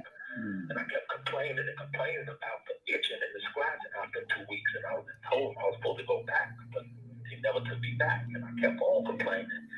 And that's why I ended up taking it off myself. You know? So when I got to the hospital, I was, being there for 6 days. And like I say, not talking to my attorney. And then when I came, then they released me. And the day they released me, I was able to talk to my attorney, and I just felt like I just didn't understand why I wasn't able to talk to somebody while I was there. However, mid-pain, they're giving me medicine. Now here's what the medicine they've given me does. It brings the pain down, but it never goes away. It brings it down, but it never goes away, which I stay uncomfortable. I stay turning and tossing. I'm trying to stretch. And they want me to move around. They want me to walk and move around. I would like to, but I'm still in pain. If I had the right medicine and I was not in pain, it would be easier to move around, easier to walk around and try to stretch my leg and try to move around a little bit to get the blood clot. They do have me on blood thinners, but I don't know what's going on, man. There's a big difference when you're in a jail. Yes. You're being taken care of or something like that. And I just want people to realize everybody's health matters are different. You can't treat everybody, every case the same way on the same schedule. You know, if I was in a hospital, I could be tended to. You know, everything would be on a schedule. Everything would be going, you know, because you have nurses there. They're going to come every 4 hours, give you your morphine. They're going to come every 3 hours, give you your blood thinners. They're going to come every 2 or 3 hours to move your leg around and help you get up and walk it back and forth and do the whole thing. That's not the treatment you get when you're in a jail. So can I ask you a question, brother? Are you being that you the nurse who saw you said it was not blood clots, and then when you went to the doctor said to you that it was good that you got in there the time that you did, does that make you concerned about your life right now? Does that make you concerned that they didn't recognize it before and you could have been dead already? So hell yeah, that's the first thing I thought about. Because look, let me tell you something. All the thing I have been talking about on this phone is that the officer stealing my records and doing what she did with it and causing my case to go the way it has. I don't give a damn about none of that now. I don't care about none of that. I don't care about an appeal. I don't care about my lawyer filing a motion, because guess what? If I die,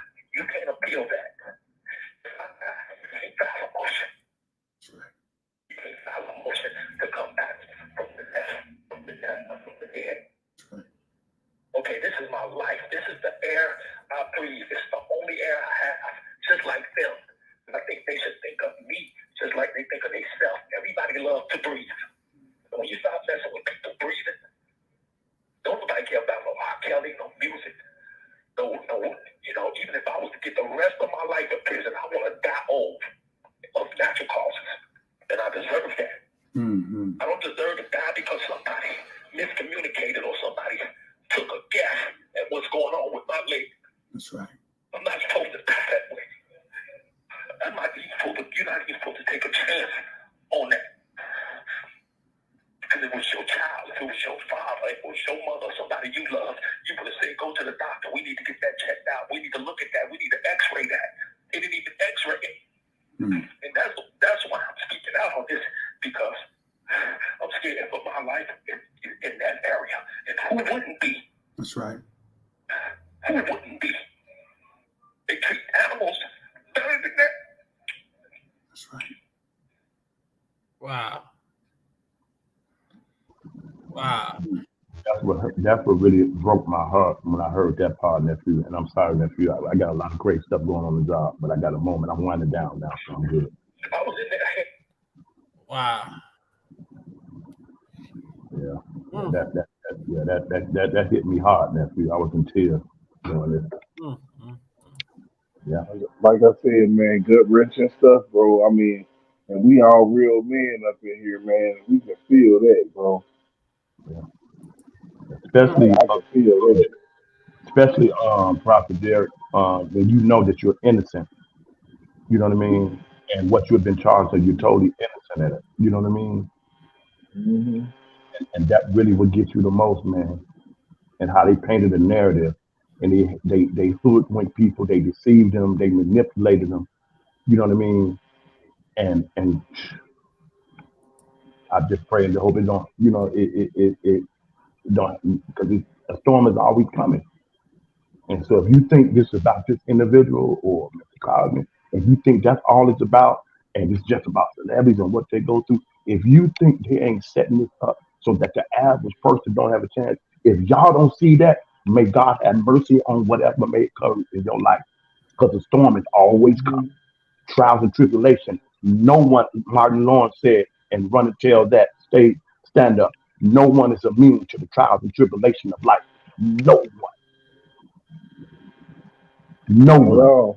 So you better be ready and know how to maneuver and how to respond and how not to respond when it occurs. I hope you built up that muscle and that content that you got from previous experience, because you ain't got no previous experience of being through a storm. When one comes, you're not gonna know what to do. And that's what I've learned by watching this and listening to this and this whole case. And I yield back. All right, let's go. Handcuffed to a bed. My ankle was handcuffed to the bed. And I kind of understood that because, okay, I'm an inmate right now. But after 2 days of being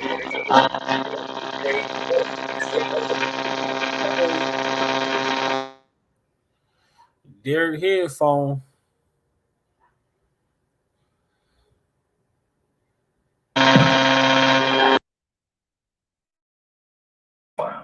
arm to the bed. Now my arm and my leg is handcuffed to the bed.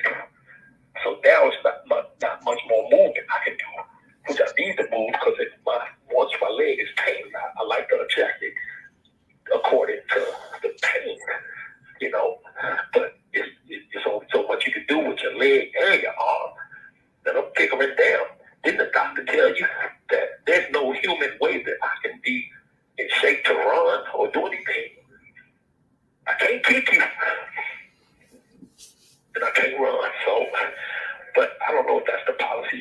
Like I say, I don't know. I'm green at this shit, bro. I just know it's very uncomfortable. But I would take a hospital bed where there's nurses and a doctor coming in and out the room like they were any day over being in here and not knowing what's going on, because it's stressing me the hell out. And them not knowing what was going on.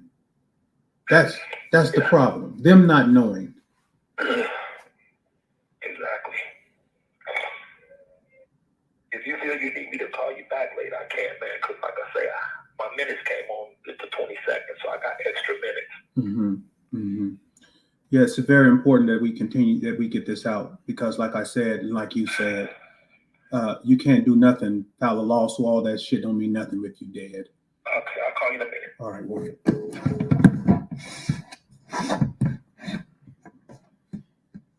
Shout out to Andre, man. Shout out to Andre. I can't This say that call will enough. be recorded and subject to monitoring at any time. To accept this call, press 5. To block this call, you may begin speaking now. What's up, man? Hey, fam. It took so long. I mean, I have to get in these lines, man. That's all good. We here though. I was just talking to Sharon on the phone, trying to explain some things to her, but she said she this part right there, nephew. She reached out to me. She said she wrote you. Oh yeah, she sent me some emails. Mm-hmm. Mm-hmm. I just got some mail or some flyers or something. Yeah. I'll write you something, but just trying to let her know, that yes, we want to, and we will continue to do everything we've been doing to get, the things out about, My thinking has switched a little bit to this, bro. I'm still, like I say, I'm on top of this BOP Officer 8 situation. I'm not, my lawyer is on top of that. We all on top of that. And I don't want to stop. But my concern is this pain, and my concern is what's going on with my health. That's what I told her. I told her, listen, just like you said, I said, Kel said it best. I mean, even if it's a lawsuit and all that, what does it really matter if he's in there dead? And that right now, it takes precedent right now, to me, to him, to everybody, it should, that this situation is paramount right now, this one here, and I'm in total agreement with R.kelly is what I told her, Yeah. And God knows, I don't like to talk about my medical business, but, a lot of this stuff is public. My lawyer said it was okay to talk about it, but I don't like talking about it. But this situation, it kind of forces me to make an exception. Man, y'all listen at the shit that this man listened to. Now we just was in our heart and we was in our feelings about the Cass situation. Right. But Wait till you get this. y'all finna start hearing this man talk about everything that he has encountered while being detained. Yep. Like this shit is like, how do one person? It's only God can get someone through such situation and they still have their sanity intact. Yep. You know what I'm saying? Yep. If you want to say, if you want to compare this, what he's about to talk about, this is modern day buck breaking. Yes, sir. This is what modern day buck breaking looks like. Yep. Stuff he didn't even have until he went inside of there. Facts. Yep. Let's get it. Man, what time flying. Now, I have caught tuberculosis while being in here. Tuberculosis. I have caught COVID 3 times while being locked up. COVID 3 times. I have been brutally attacked. Brutally attacked. Asleep. Had my jaw fractured. Jaw fracture. Rib chip. In which I told them.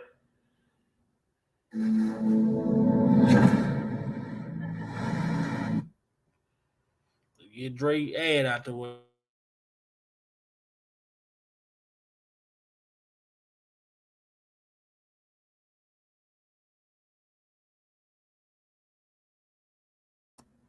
Here at the MTC a month prior to the attack. And this white boy was going. So I want to say something, and I'm not trying to offend nobody when I say that. But we all heard about the attack from this white boy, as Kel say. We all heard about the attack from this guy. So we heard people saying that the attack came from such and such. I don't know about people protesting or whatnot, whatever. But when you hear R. Kelly say that this shit was going on a month prior to the guy attacking him. So this guy had been, according to Kels, this guy had been insinuating he wanted to do something to R. Kelly a whole month before he actually did it. But I'm gonna let Kels tell y'all because I don't want to get, I ain't trying to get attacked.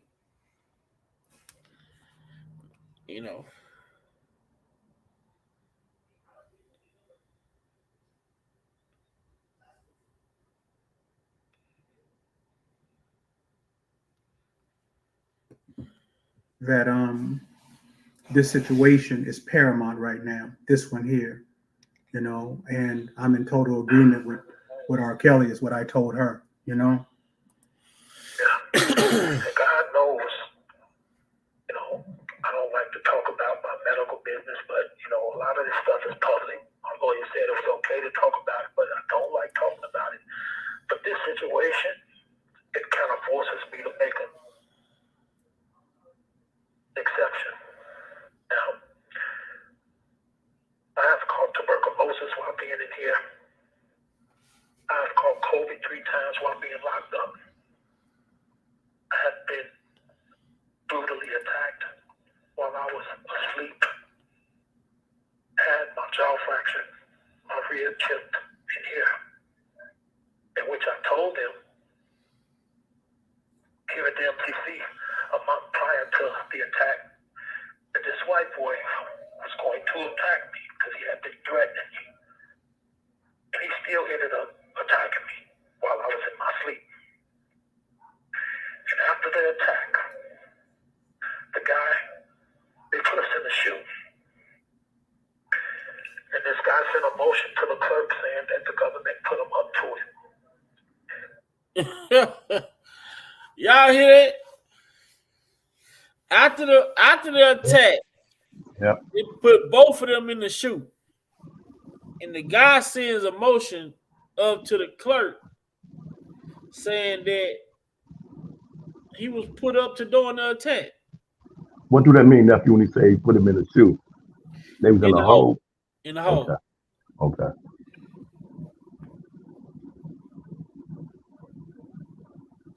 They were sent to the hole. Kel say, the guy ended up, filing a motion saying that the people in the inside had him, commit the attack.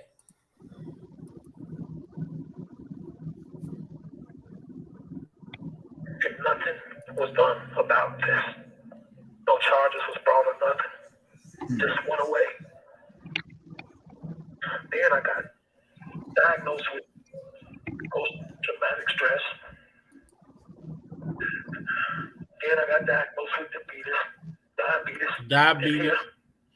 diabetes, PTSD. And now blood clots in my whole leg.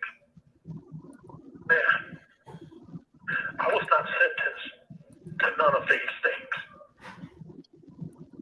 And I definitely was not sentenced to death. That's why my mind, my stress, and everything else has shifted to this. Because you're right. If I'm gone, I'm dead. God forbid. And I rebuke that in the name of Jesus. But in the midst of life, we are in the midst of death. So that's a reality check. But if anything were to happen to me,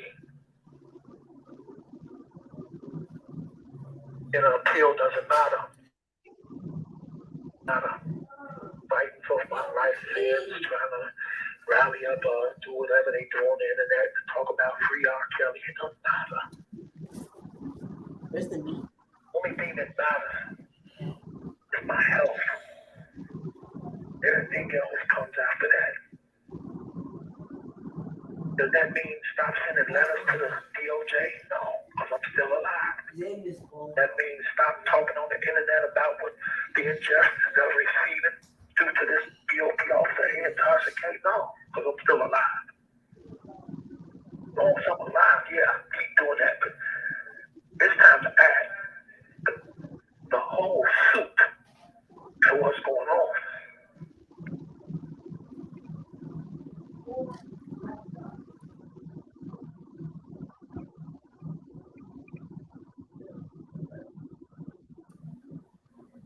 Not just the tie the shirt, the shoot, the whole suit.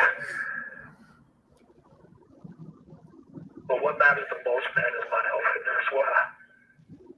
that's why I'm talking about this. Because I get so paranoid now, man. I just feel like, I don't know, man. Maybe that's people's plan. You know, I don't know. And I've talked to Psych, and I've talked about this stuff so much, man. And I've let these people know so much, and I'm continuing to talk. But it doesn't do me any good. I don't want, you know, I get off of puzzles and pencils and all this shit. I don't want no goddamn puzzles. I don't want no medicine. Medicine cannot cure corruption. Facts. This call is from a federal prison. I just need to hear my story and hear the truth in my story. We listening, kid. About it. Because if the law breaks the law and get away with it, then our democracy, everything, the Constitution, all of that, it's in vain. It don't even mean anything. That's correct. There's soldiers fighting overseas and everywhere, man, for years and years and years. For our liberty, for our freedom and our justice and Constitution. And that Constitution would be violated like 9 acts. What does that fight even mean? What does all of this even mean? It's nothing. That's what I'm feeling like. It's nothing when it comes to violating my constitutional rights, when it comes to my human health. Let me ask you a question, bro. Personal again. Are you fearing for your life in there? Absolutely. Now, am I fearing for my life that maybe somebody's trying to kill me? Well, I'm fearing for my life. Your medical. I'm fearing for my life because the incompetence is in the mistakes and the, miscommunications that go on. Negligence. But I'm like a man with I don't want to be shot by accident or on purpose. It doesn't matter to me whether it's on purpose, somebody's trying to hurt me or kill me or doing it by accident. Right, absolutely. It doesn't matter. I don't want to be fucking shot. Yeah. If you understand. Absolutely. Absolutely. That's what I'm afraid of. I'm afraid of somebody might make a mistake. And they did. Facts. And it almost cost you your life. And they did. That's why. And they did. And when I said that this guy is threatening me on this phone outside my room every day, do something about it. I felt I should have been separated from him, or he should have been separated from me. Facts. But it didn't happen. And when you said that your pain, and a month later, he spent 19 seconds in my room while I'm asleep with headphones in my ear, kicking me in my face. Wow. It could have went any way, Andre. It could have went any type of way. It only takes 2 seconds. 19 seconds is too long. 1 second is too long. I want to say this to you, that I said that they already did make the mistakes, and that might have been a situation, but then you came back again when you went about your leg and when you got the cast on there, and they're supposed to go back to the doctors in 2 weeks, but you didn't go back, and after 2 months, when you went and told them what you was feeling, and the nurse came in from your physical therapy and said that it wasn't blood clots, but then you told me, and I want to make sure that I'm quoting you right, that you quoted the doctor. The doctor said you're fortunate that you came in the time that you did. Yes, that is exactly what he said, and I'm quoting him. So now this is another time in which you express your concerns, and another time that they got it wrong, that could have cost your life again. That's my point, and that's why I talked about it, because the attack happened 3 years ago, so I haven't even talked out about that. So I'm talking out about that now because of what just happened. Now I'm talking about that. I'm talking about the tuberculosis that happened. I'm talking about me getting diabetes in here. Wow. But they don't give me the same food they give at the hospital. Let's just face it, it's more healthier. And in a time such as this, I felt like I should have still been there because of everything that was, it was just better for me, health-wise, to get me back. But I got sent back, still with the blood clot in my leg. So then why even take me if you're going to bring me back the same way? That's right. These are my... Because the risk is still there. The same risk before you went, you got the same risk now at any moment. What happened to your auntie could happen. Right. And it has to be terrifying to have to live with that, the thought of death at any time, when you have raised a concern over and over again.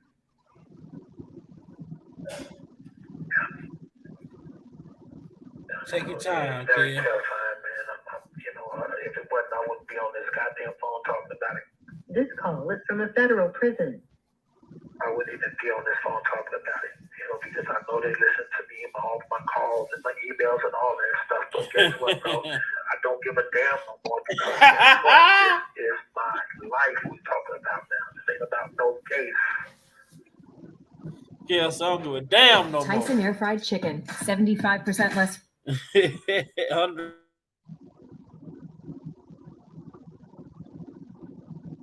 Media.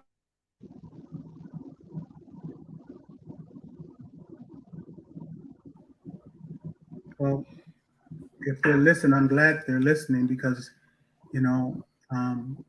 people need to be held accountable. It might not be the whole institution; it could be individuals, but whatever. Them nurses, most definitely. Dramatic things that physical health doctors, that everybody. almost cost you your life, and that is a concern, a major concern.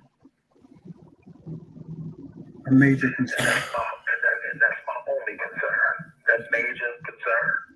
Y'all folk ass doctors down at the MCC, count y'all days. Y'all better be ready to put y'all 2 weeks in. I'm telling you. Y'all finna get some complaints after this shit. If y'all did it to R.kelly, imagine how many non-R.kelly people y'all done did this bullshit with. Yes, sir. Yes, sir. Rightfully so. That's just where I'm at, man. So, but I just feel like this whole thing with this R.kelly, bro. I just feel like, man, the dude is like, I think God is using him as that vessel to just expose like corruption on so many levels, like, because every transition he make in this little situation that he's going through, it just exposes more and more and more and more. Like, man, it's something special about. I know it's a situation that we don't like to see, but it's some powerful things going on in the universe. God is moving in a way that we may not recognize it because we ain't the person in it right now. But man, look at how much corruption. When we talk about prosecutors, girlfriends, now in the MCC inside the facility, I mean, they coming to the doctor, taking him from the hospital when he need to be in the hospital. Like, man, what the hell? I mean, you can't make this up, bro. do you feel, just asking a question, that what's the use of you continuing to express things that you know have the potential of happening when no one listens to you? And those things did happen. The guy that attacked you, you expressed it. Your leg, you expressed it. And still no one paid attention, and your life was almost lost. What is that? That's called buried alive. It's equivalent to being buried alive. You're supposed to be buried. They say rest in peace. You're not supposed to know you're up in the damn casket 6 feet under. Right. You're screaming and nobody can hear you. But they'll put you there, they know you're there, and they know you're alive. So burying you alive is so people can't hear you. If people can't hear you. People put you there, they know you there. Yeah. Huh. So that hit you, that hit. If they don't know you're buried alive, they can't open up. They don't care about opening up an investigation because they don't even know or feel they don't feel what you feel because they don't even know you're down in the casket. They don't know your location or where you're at, so they can't feel the emotions of damn. So when you look up one day, you think, oh well, whatever happened to Robert? Whatever happened? That's how I feel. I'm kicking really crazy down in this box, and I don't care who digs me up, but I do feel that there's a crack in the box. That's the good news. This BOP officer, what she did, all have to happen, and the right person needs to hear and see the crack. That's a I fact. do believe that God will have someone dig me up, and that's all that matters. But it's equivalent to being buried alive. That's the best way to put it there. I get it. NAACP, shit. Oh, J-Rock answered you.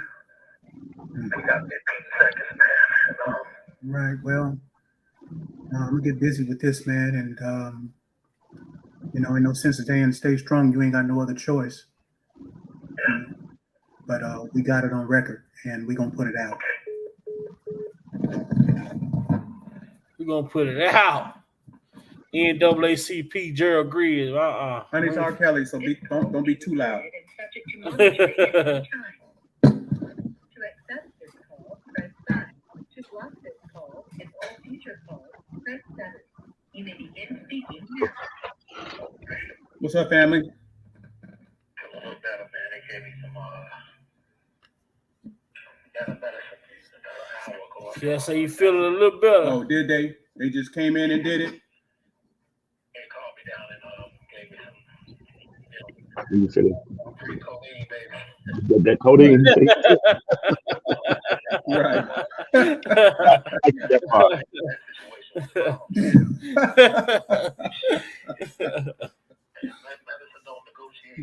Oh, but I'm trying to tell you, and that pain don't either. That's what I meant. Pain do not negotiate. Right. Shit, that shit is. I want to make sure we was all on the same page because I tell you, bro, you make a lot of sense when I'm talking to you, and I know I'll be trying my best to make sense when I'm talking because I only know how to keep it real. When you're keeping it real, you can't do nothing but make sense. But look, she ain't keep stressing me out, bro. You gotta let her know to stop doing it. She thinking she emailing me talking about, you want to stop people. You want people to stop sending letters and all of this stuff. Why is that? Why? Listen, she got good intention, but she's a warrior. Listen, I told her several times I've had me hot, nephew. That right there, that part made me hot, man. 100 with her. With you. I said, Sharon, let me tell you something. I know you got great intentions. I know you sharp, but listen, I don't guess my way. I know what I'm doing. I have achieved things in what I'm doing, right? I said, listen, right now, Kels and I are on the same page. Ain't nobody saying stop the letter. Listen, the letters is one part, that's cool, but right now, we talking about his health right now, okay? And I said, listen, what I'm not going to do is, because I've been there. You ain't been there. I've been there, right? Huh. So I Speak said, what on I'm it, not Drake. going to do when I know a man's life is on the line, get to talking about some goddamn letters to him. Are you serious? Ooh, she pissed Dre off. We gonna deal with what's at hand, because like he told me, I'm telling her what you told me. Listen, a lawsuit and none of that shit's gonna bring them back to life. Facts. So we need to be on one page right now, and that's about making sure that he's living, he's getting what he's need, right? But this girl is just whoo. But I'm gonna talk to her again, man. I felt that, nephew. When he said that, I felt that. When he said, "Woo," I felt that. I felt that. No offense, you know, people, we can represent and do anything that we choose to do in a positive way. But the main thing has to be what he's asking to address. Right. You're doing too much. If you're not doing what the person that's in the midst of the situation is requesting, then you're hindering and you're hurting. And that's you're impeding your progress. Yeah, that's what you're doing. And you can't honor that, then you need to move on then. Mm-hmm. All right. I know. So, you know, like I told my lawyers, man, some people, man, it's like an apple tree. The apple tree is good. Apples are good for you. But you're going to have some bad apples on that tree. Yeah. That don't mean you chop the tree down, don't let the tree go. Right. Just don't pick the bad apples. Throw them others away. Continue to pick the good apples. I'm talking about for real. You hear this, nephew? You hear this? I get good, but sometimes you get good apples from them. As long as you know what good apples are, you're gonna continue to get the good apples from them. I told you. He knew what he was doing. He knew he was on top of it. I told y'all, and I ain't heard. Man, please. Because I told her yesterday, because she kept telling me, "Don't let nobody stop the letters." I said, nobody. I said, listen, that's already in the process. I said, but listen, understand, that's already going down, right? I said, but you got to understand. I said, your mind is in one direction about some damn letters, and that's cool, you know. I said, but this is a whole nother level. So we got to put this on top of the letters, because this is a man's life. Right. Shit. But I'm gonna talk to her again, man. Yeah, I'm gonna talk to her again. I just don't, I don't want to keep. Man, that passion in his voice, though. She sent me that stuff, and I know I respond in a bad way, so I just don't respond at all. No, I got you. I got it. I got it. I said things on the email, man, but I ain't got time for that. I know. So you want to start responding to you. You have to start being positive. Stop sending me the negative part of you. Stop sending me, if you want to spend the rest of your life in jail, then you'll just, just do what you're doing. Not to walk away. Oh, that's come on. You hear that, nephew? You hear that? What she had said? I told you. Now. Now. Mm-mm. Now. Yep. I'm at my lowest of the lowest. Yeah. I'm at my lowest of the lowest, man. And like I say, I don't want to say nothing. I want you all to make sure that you all are listening to what Robert is saying. Right. Not what Big Vi saying, Andre, Muse, anybody. This are Robert's words speaking on what has happened to him. So let me go back. Yeah.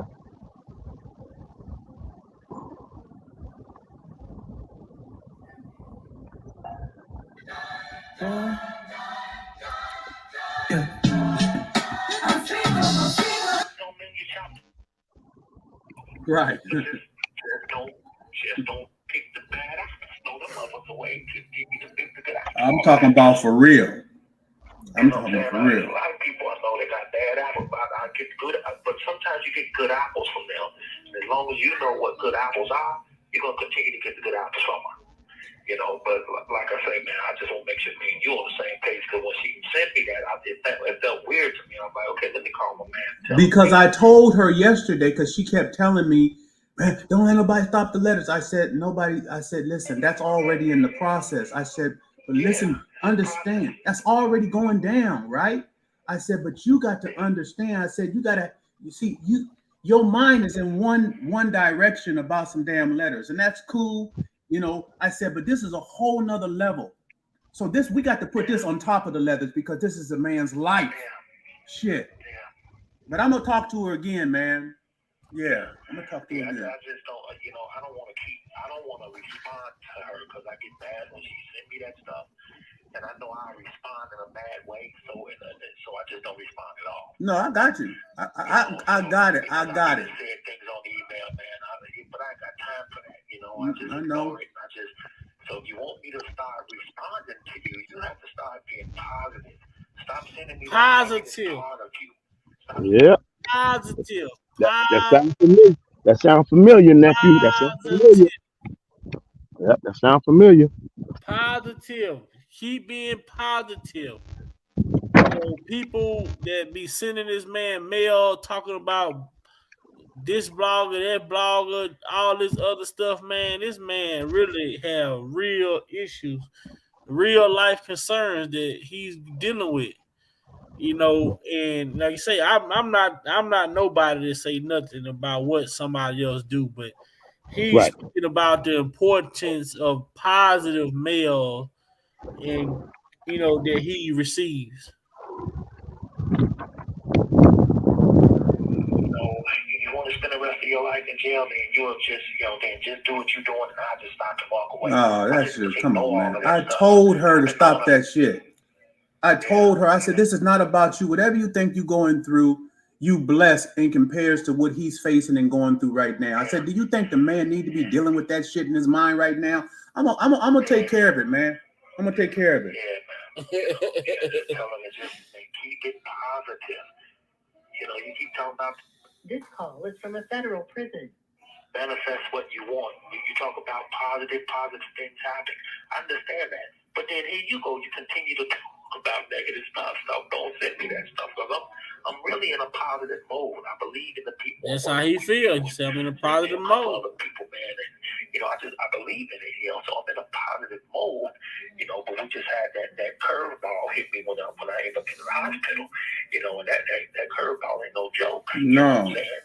Of course, I want people to continue to, write the letters and everything else, but I don't want it to go unknown what's going on with me. You know what I'm saying? Man, I told her, I said, listen. Just like I called you and told you, look, man, I just got some medicine. I feel good. I shared what the energy is. Right.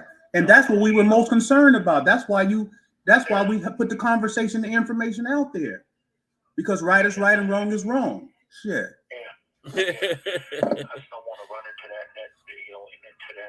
misunderstanding, for the future.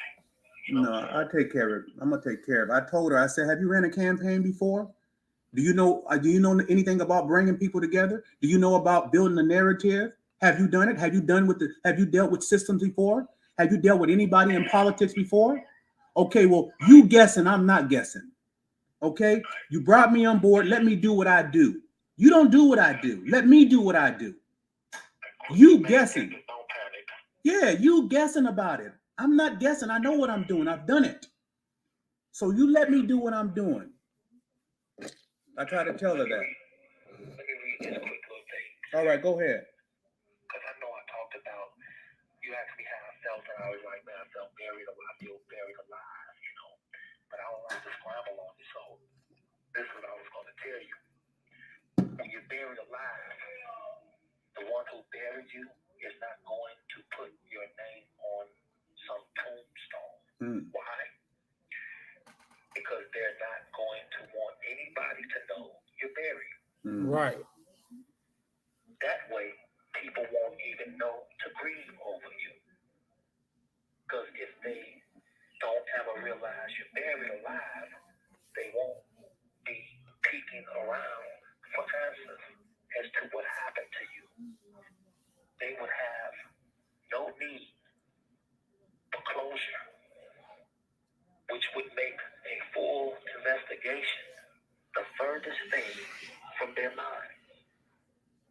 In other words, what this DOP officer A, Tasha K, did to me, and by them not being charged for it and having to come to court and answer to their crimes, I feel like that's keeping me very alive. And that's why I'm kicking in this casket, hoping that everybody continue to write to the DOJ. Because I do believe that that's the only thing that's going to dig me up. This is my comeback. Start yours at.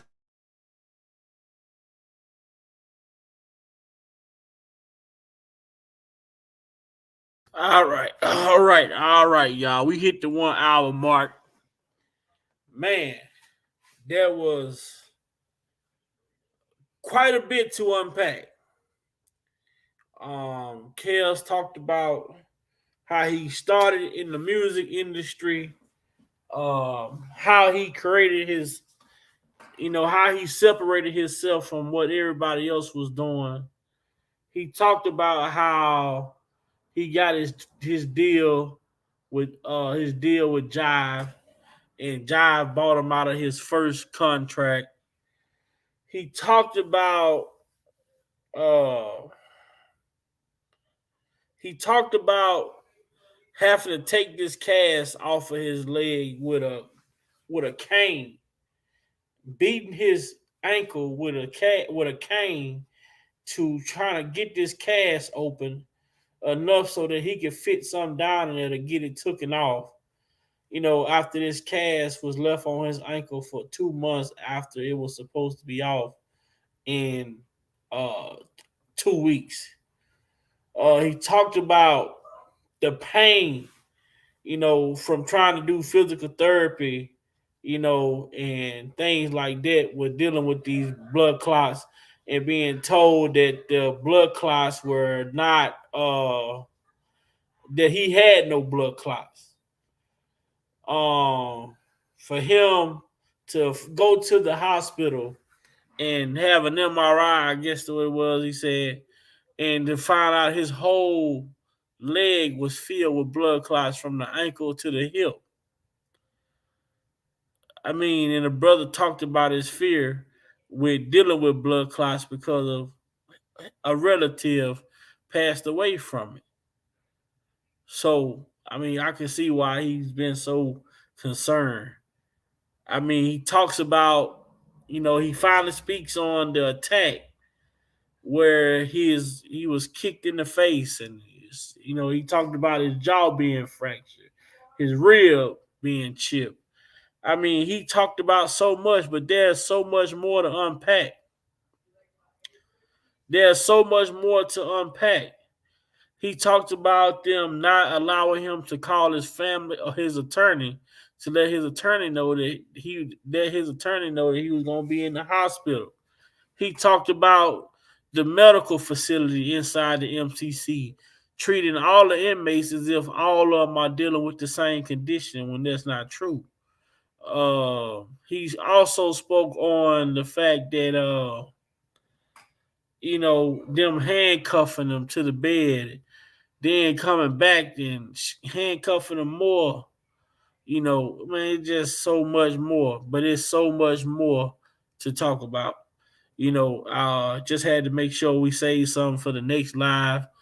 I appreciate everybody, my brother Derek, my uncle Muse, my boy Lex. Most definitely shout out to for coming up on the panel. Shout out to the best chat on the YouTube streets.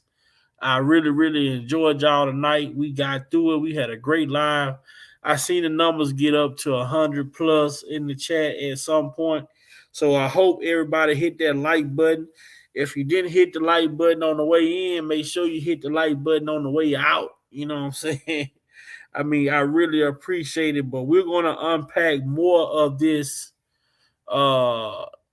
interview, and shout out to Drake, man, because he really allows the interview to go on, and he asks the right questions, and shout out to Kels, man, for having the courage to speak out and speak on it. Like you say, I'm fed up with this shit. I'm gonna say what I gotta say.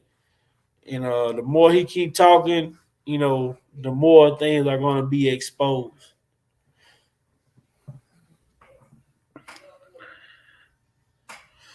Mm-hmm.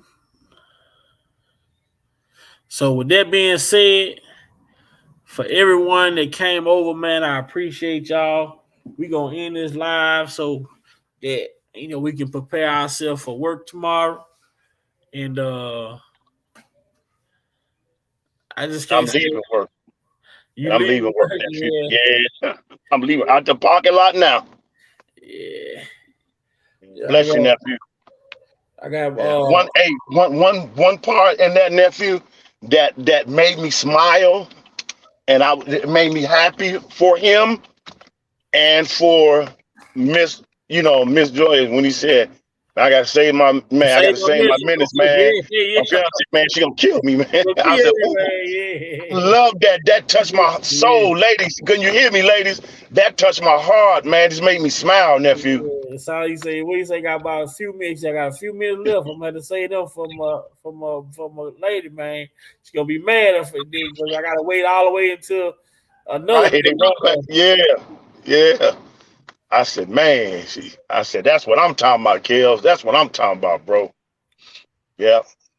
I had a suggestion, nephew, and I don't know if it's fitting based on what we was listening to, that any date you want to say, or maybe tomorrow, I don't know, Saturday, Sunday, I don't know. And for the next 30 days, when we get up and do our routine and go into the throne room, pray for our family, you know what I mean? Thank God for who he is and his covering, his protected hand, and that we will send one up for Mr. Kelly, his children, and his team, Miss Bonjean, and all of those, and that God would work it out in his favor, that he will continue to help him navigate through this trying situation, that if we can do that for the next 30 days and just keep lifting them up every day, ain't got to be nothing drawn out, something brief to the point, and we can just go to Google Bible verses on injustice, and it's a lot of them, and just pick one and just use that, just real brief, and boom, you know what I mean? And that was just an idea I had as I was listening to it. I yield back to you. Well, definitely sound good. What else? I'm trying to see. He spoke on that. He spoke on a few things. Oh yeah, he said they got until the end of this month to respond. On that's on the I think that's on the situation dealing with the prison.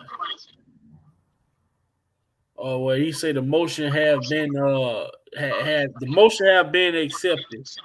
So I'm gonna go back and listen to that tomorrow and try to understand what it was, what part of the motion it was he was talking about, or what motion he was talking about. But I know he spoke on the brief as well that Bunjean put in. So I ain't gonna hold y'all too long. More definitely. Just hit me up with it when you get it home or whatever. Just shoot me a text, and maybe that's something we can incorporate. Because I think I'm Okay. gonna come back tomorrow night and we gonna listen for about another hour and Okay. do it the same way. All right. Sound like a plan. Already. I'm happy to be free from the plantation. I got a 3-day weekend. Yeah. Come Well, back next week. I come back next week, work 4 days, and then I go on vacation. oh yeah. I'm, Yeah.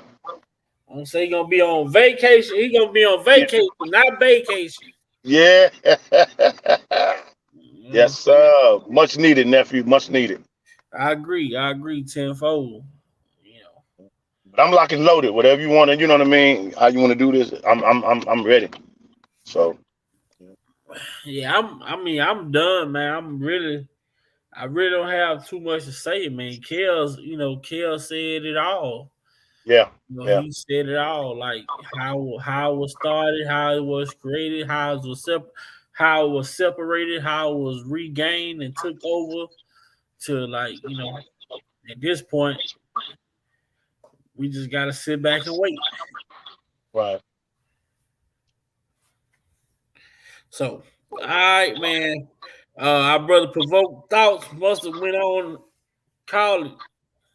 Yeah. Counting them sheets. Yeah, so. All right, nephew, you stay encouraged, man. You stay encouraged, man, and stay prayed up, nephew. Man, you got a lot on your shoulders, man. Yeah. All right, I'm gonna ease on out of here. Blessings, everybody. Everybody stay safe and stay prayed up. Until next time, this Uncle Muse, I'm out.